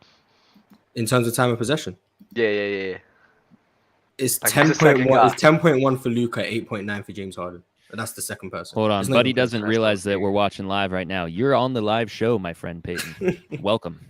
But yeah, that's why I don't like when people use usage rate. They use it wrong. But time of possession, Luka's by far the first. In terms of seconds per touch, it's 6 seconds every time he gets the ball on average. He's taken the most dribbles in the league every time he touches the ball. Well, it's him and Trae Young, 5.9, 5.86. Yeah. JD, you like this, JD? Is this what you're here for, JD? What? It's not winning basketball. Nobody likes these stats. These stats that I've tried to say that they're not going to win like this. I mean, it's not that Lukas. I said this too, Marz. You and I were like this when it comes to this take. Dub is like trying to make it sound like we are calling Luka selfish. I'm not saying Luka sound like Charlie Brown's teacher to me, but the fact that he does this means they won't win. The selfish narratives I don't like. Yeah, I don't agree with the fact he's selfish. I don't think he's selfish. I just don't think he can win playing this way. When I said this about Luka and James Harden, y'all tried to kill me. Everybody was like, "Oh, you tripping? James Harden this, Luka that." But you know why I do not care? Because Bobby, word to Bobby, Luka is big awk shit. We don't care. So what I was pressing you about Euro was that I did not understand why you would sit here and say, "Oh, they're not going to win this way," when even if Luka adjusted his gameplay to not have those type of stats, you don't think that they're winning regardless. I think they're not going to win mainly because they don't have the pieces necessary to win. And if Luka gets a co-star with him, he would adapt and change his style of play. And nobody wants to play with him. To me, that's literally the same thing as the Jordan Poole scenario that we were just talking about. If the bench improves, right, Jordan Poole's play would improve. If the team improves for Luka, right, the surrounding pieces, like he will be able to play better as well, and have like less of a load. His numbers may even go up. You know what I'm saying? I'm talking about their play style. So Jordan Poole, I mentioned with his play style that even with us being surrounded by starters sometimes and playing on the bench, his play style still in question. When Luka, his play style is going to change when he has a co-star. He has to do all of this because there's nobody else. What do you consider play style? Because like the time of possession and dominating the ball like that. Because I don't think, and I've said this before, I don't think play style is as impactful as, like, for example, the attitude that he carries on the court when shit doesn't go his way. Like the time that he takes off on defense and on offense, yapping to the ref. I don't like that either. I'll agree. I don't like it. I don't like that. But that is my number one gripe with him. I've never seen a player talk more or like focus on something else other than what the task at hand is. I feel you on that. But I don't think I don't think that's no. I agree with you on that, but I don't think that that's so much of a problem where it can jeopardize the team or the team's atmosphere. I don't. I think he has a great relationship with everybody. Do you think that this can actually work? Just Luka playing like this, and they can win like this? Well, not with this team. I don't think the team. I think the team at most could make a finals if the Golden State Warriors don't correct itself, but I don't see them being any team in the East. So they can't. But the thing is, they can still get. But it's more to personnel than. Yeah, but you believe Luka would play like this if you got different personnel. Well, let's say if he got a co-star with him. So let's say who's worse than him? Maybe a Paul George. I think he could beat damn near any team in the league. Even if they played the same. So you think if Luka played the same, they just had Paul George next to him, you think they would win? Oh no, he would have to. He can't dominate as much. So you can't win playing like this. Oh no, I agree with that aspect. The point I was arguing with you with mainly Euro is I don't see why it's such a point for you right now that you can't win with Luka right now if this is everything he has to do. He has to dominate this ball. He has to do this. He has to do that. Boy, if we give him a Paul George, that time of possession and what he's doing, I'm pretty sure is going to go low. Yeah, and that's not what I'm saying. Because... You know how disgusting you guys are? Is that you'll sit here and say that Kevin Durant needs to shoot more. He needs to shoot more. And then Luka Doncic is over here. Hey, I said that was dumb as well. Putting up shots, getting buckets, and it's like, yeah, he needs to shoot a little less. That's nasty for you to sweep all of us in that. Nasty. Yeah, I don't know who said it. I actively said the opposite of that. I actively said the opposite. And whoever said it, I'm looking at you. That was Ron. That was LeBron's boat. We didn't jump in. We didn't jump in at the new LeBron. Well, I can't say L Ron anymore for. Yeah, I actively said I disagreed with that. So, but I am saying that I don't think that nobody wants to play with Luka. I just don't. I don't see it. Come on. I disagree. I disagree with that. And yucky. I disagree. 100%. I do think. Look, I think Luka suffers from. No one wants to play for the Sacramento Kings. I do think Luka suffers from success. You don't got to bring the Kings into this. I mean, you're just. What do you mean by that? Luka might not want it for the Kings, but he for sure don't want to play against this stuff. Bobby talking without moving his head. Look at his chops. But yeah, I do think Luka. When I say Luka suffers from success, it's in the fact that he was drafted and he was so good so early that the team couldn't get other lottery picks around him because they were already in playoff contention. Whereas most draft, like Steph Curry, for example, A, due to the injuries and B, to the fact he just wasn't that level of player, the Warriors were able to draft other lottery picks around him, Klay Thompson, Harrison Barnes, Ekpe Udoh, for whatever reason. But they were able to draft other lottery picks around him, and then you can build through the draft that way. The same reason I compared it to LeBron is LeBron had a similar fate in terms of he was so good so early. The team was basically contending in like year 2 or year 3. And then you don't have any pieces around him because you didn't get to draft anyone because your team was already getting like the 17th pick in the draft simply due to the fact you're already in contention. And I think Luka has a similar struggle that way, which is why I think it's not really that good when you're a young player who becomes so good so early. I understand what you're saying, but I can't get with that at all. I think that's mostly on the organization because they can make moves where they can get picks. They can make moves where they like trades where they can actually, stand up a solid team around him without jeopardizing, Luka's contract or even, running the risk of somebody else outbidding them. Like I do agree with that. They can also make trades. I'm not saying you have to build through the draft, but it would be easier if they could build through the draft, which is what I'm saying. Like if you're that good that early, it's harder to build through the draft. That takes time too, because Curry got drafted in what year again? Oh, 09. 09, right? Mhm. So it took They won a 6 title in years. 6 years. Yep. Yep, it took 6 years for all of that to develop. Luka's in year 5. Yeah, it's true. Like Giannis is similar. Giannis won in like year 6. Giannis wasn't contributing to winning in a big way. The Bucks were like one of the worst teams in the league, and So they got Chris Middleton in the trade, but they got Chris Middleton, and then they ended up building a contender gradually, and then they made one big trade for Drew Holiday. I'm just saying, I think it'd be easier if they were able to draft one other good player and then build through that, and then they can make a big trade for a third piece. But right now, it's just Luka and I think it is easier. I think it is easier to build the way that you're saying, but I mean, it is what it is. You gotta deal with the cards that's dealt with you, you know. I agree And with Luka, and Luka, I think Luka and LeBron James too. When they started out, I think the only thing they really needed was a co-star, and I think for LeBron James mainly, they failed in that aspect. Now next year, I think Dallas could make some moves to get a free agent that can help Luka to title contend. We'll just have to see, man. But if the Dallas Mavericks don't make any moves to get him that co-star, shit, Luka might not be there for too long. trading for James Wiseman.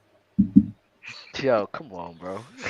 Yo, this super chat's nasty. Madnon sent the super chat, said, I like Cat, but to me, he's regressing. Thoughts? Oh my man. god, I hate this. Why do you guys always do this, man? And Why do y'all love Cat so much? I don't even like Cat. But it's clear to understand that Karl Anthony Towns, it's in a role that he's never played in his whole entire career. He's never played this type of basketball. So of course he's not going to be good at it. He's not regressing. He didn't regress as a player. They're asking him to do a different role he's never done his whole entire career. So he's gonna struggle at it. He's gonna be bad at it, honestly, because he's not good. He's not good at playing that role. His role? Is it like they wanted first they wanted him to post up on the block, now they want him to bring the ball up? Rudy Gobert. It's like, I hate that cop out with professional basketball players. You know, LeBron does that all the time. He always say that, like, oh, you throw off the rhythm when you take him out the game. You know, he got to play 9 minutes. I don't think he's regressing. Like I think you gotta look at the guards. I think you gotta look at the guards over there. Because he's doing way too much facilitating and playmaking on that team, considering the fact they have D'Angelo Russell and Anthony Edwards was meant to take a jump. His role is being changed due to the fact that they have a lack of playmaking on that team, which is not his fault. I still think he's a great scorer. I think he's been scoring relatively efficiently this season.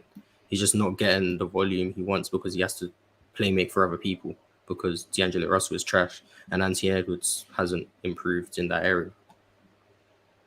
Bobby, and his defense is trash. Bobby, to go off what you're saying, listen, we can't just sit here and act as if these professional basketball players are not subject to human flaws, bro. At the end of the day, they're the best at what they do, bro. But to sit here and act as if they can't be affected by roles and rhythm and things like that, it's just a crazy thing to say, bro. Because that's not life. That's not how this sports work, bro. Even the best basketball players are victims of that. And we could just can't sit here and ignore that. Like what Marz said, they're asking him to be something he's never been in his whole entire career. He's usually, even on defense, he's down low in the paint. He's not on the perimeter like that, and they hide him a little bit. They're not asking him to play make like that. He's usually down low on the offensive side. He's usually down low on trying to make some things happen. But now you got Rudy Gobert there. He has to adjust because of Rudy Gobert, and it's hard to do. Well, see, that's the problem. It's not regressing. That's just the problem with for Cat. That's just the problem with the new age way of sports and just letting kids think they're just the shit just because they can do one thing. He need to learn. If that's the case, he should learn how to play basketball because it's really he not. Knows how to play basketball. I mean, clearly he doesn't. You just said he doesn't because he he's can't a big. do this. He can only do that. He's a big. If a guy's what that got to do with anything? Him what being you a big. mean? He's a big. Y'all think Cat's that tall? Can't pass? He is apparently. Look, Cat's been passing well. The thing is, he hasn't been scoring as much because he's been passing. So just because he's tall, it's a cop out. Like, oh, he's tall, so he doesn't have to learn to do this. He needs to learn to play basketball. Guys who have let's say if guys is one position, he plays one position for his whole entire career. He's gonna be great and be amazing at that one position. You're asking him to be more of a forward type. Being more of a wing defender, and that's never been him. That's not him.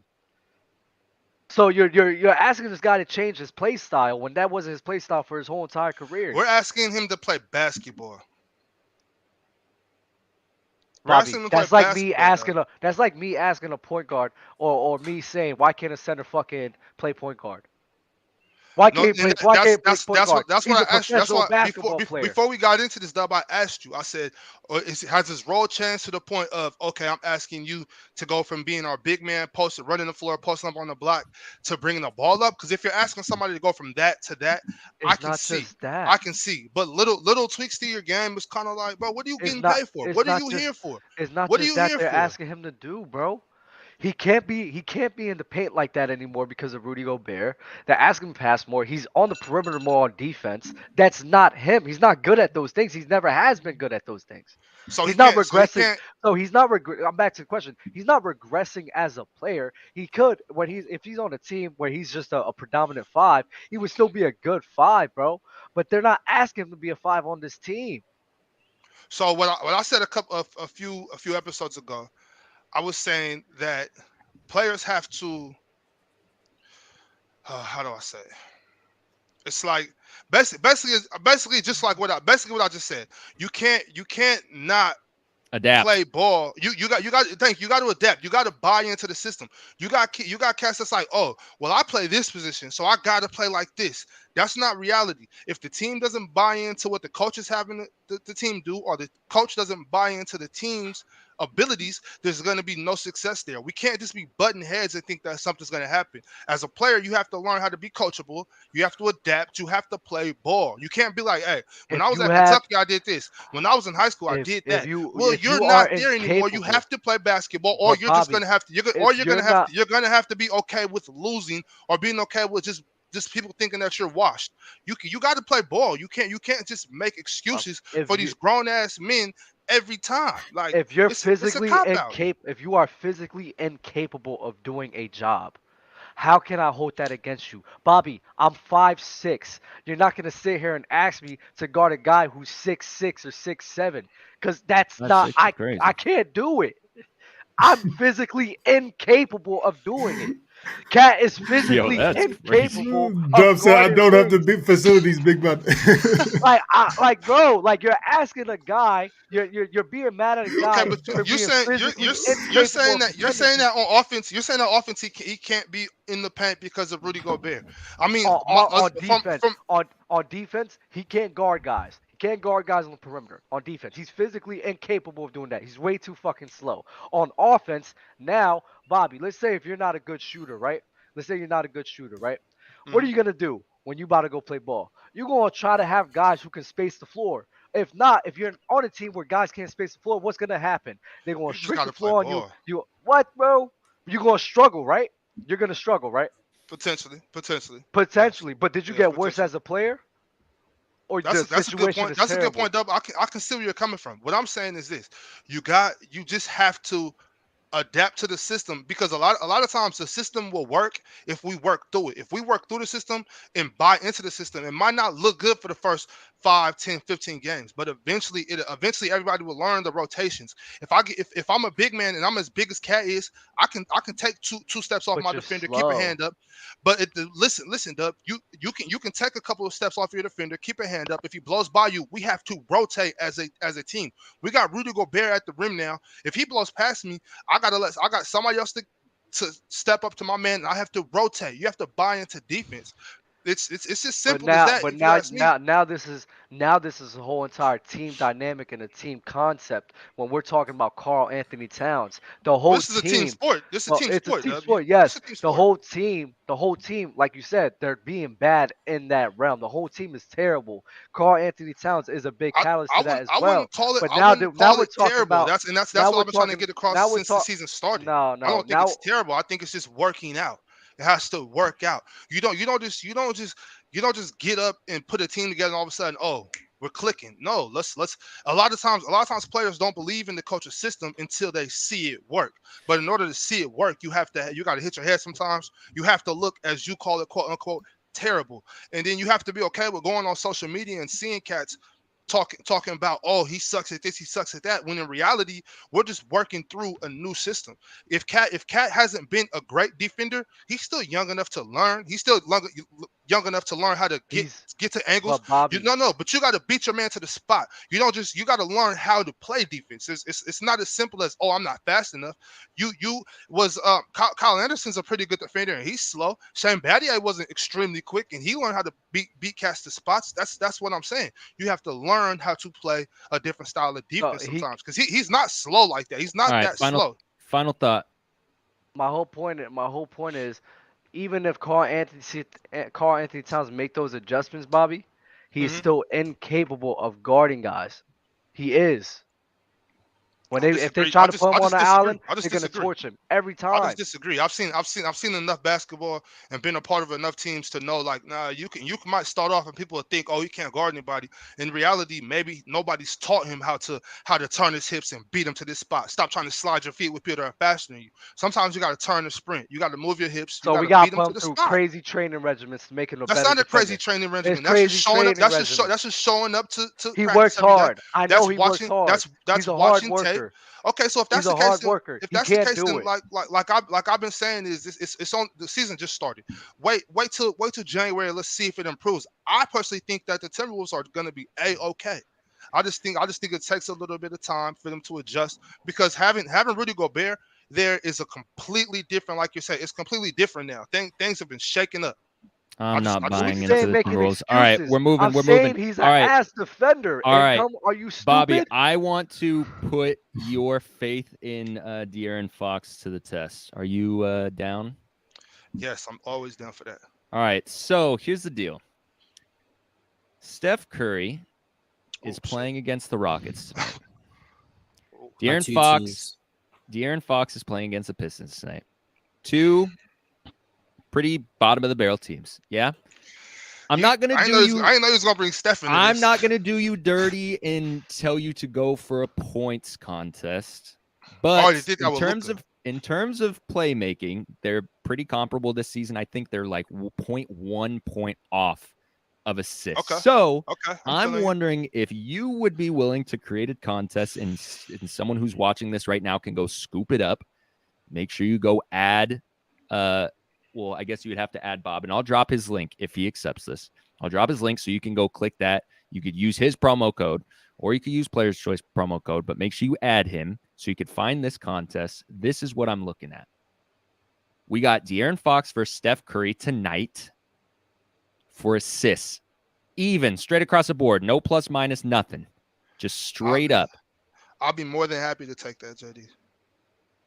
So do I need to create it? There you go. I want you to create it, and we'll have somebody pick it up. I'm going to drop your link in the chat right now, so anyone who's watching right now who has already downloaded this and is ready to just jump on this. How much are you putting up?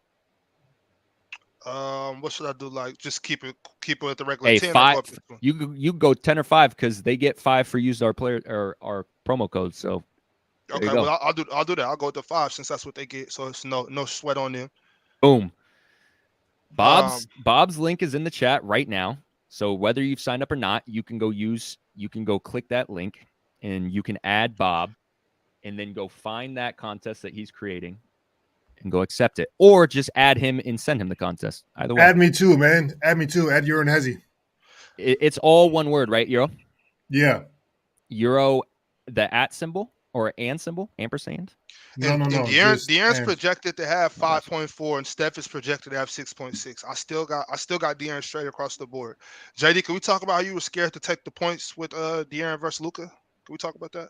I'm not scared to take that. I didn't see it. I sent it to you like 2 times. I will take it 100 out of 100 times. Okay, so I'll take that 100 out of 100 times. Also, chat, I want you guys to, whatever contest that you're doing against your friends, whatever, if it's against Player's Choice, against anyone up here, I want you guys to take screenshots and send us your contest. I want to see what kind of contest you guys are creating. So I feel like that'll give us some ideas of maybe we're missing out on some contests. Quick question, JD. So when I go to the send one invite, I'll just only leave it for the public feed, right? Yep. Okay. Well, I created it just now. To add friends on this app, by the way, if you go to the social tab and you go to My Friends, there's a big orange Add Friends button, and then you can go find friends on Lucra and then type in Player's Choice, your own Hezi. I think Bob's is Left Field 12. There's no E's or I's in that name. And then also, if you add Player's Choice as a friend, we will add you to our Player's Choice Lucra group. There is a leaderboard on there, too, which is fire. I'm about to be at the top of that. Doubtful. To end the show, I want you guys to honor our inaugural sponsorship with Lucra. We're going to take up to 10 contests today. So whether you're watching this live or you're catching this later, send us contests, but they have to involve Kevin Durant versus any player who made the All-Star game last year. Any player who made the All-Star game last year. This could be today's game, tomorrow's game, Wednesday game, whatever. Anytime within the next day or two, ideally today, because KD's playing today, send us any contest that involves Kevin Durant. We'll accept the first 10 that come in, and it will be up to $5. So you send us anything from $1 to $5. We will accept that. That's Players' Choice. Jaylen Brown was an All-Star, right? Last year? I don't think he made it last year. No? Damn. You just got to do a little Google search, chat. You'll find somebody who you're going to like. And we're taking KD. We're taking KD. So send us challenges, man. They're taking KD. We're taking KD. If you're trying to get send those busted, to the Players' Choice one. Trying to get busted in UFC, bro, hit me up. You already know where to find me, man. Fire. Marz, final words. Wiseman for anybody. Wiseman for anybody. Dub. That's all I got. Bobby. Yo, put your hand down, Jay. Come on, bro. I'm ready. I would like to let y'all know that sometimes if you're feeling like it didn't work out, that's okay, because failure is not the opposite of success. It is part of success. Big ox shit. Was that also the quote? You're yes. Yes. Ariana Huffington said that. Follow me on Lucra. Follow me on Twitter at @UrinHezi. Follow me on Lucra too. Real Jordan Deal. WTA, Follow all of us, man. Follow all of us. Yo, shout out to Lucra, bro. This is dope. We're gonna have fun with this, bro. This app is so easy to use. The UI is so UI friendly. If you've never done anything like this before, bro, download this and just go bop around on it. You'll see how easy and simple it is. They really did a great job with this app. So shout out to Lucra, man. Thank you guys for sponsoring Players' Choice. We appreciate it. Big love. Make sure you like, comment, subscribe, do all the things, and we will catch you on Wednesday. Peace out.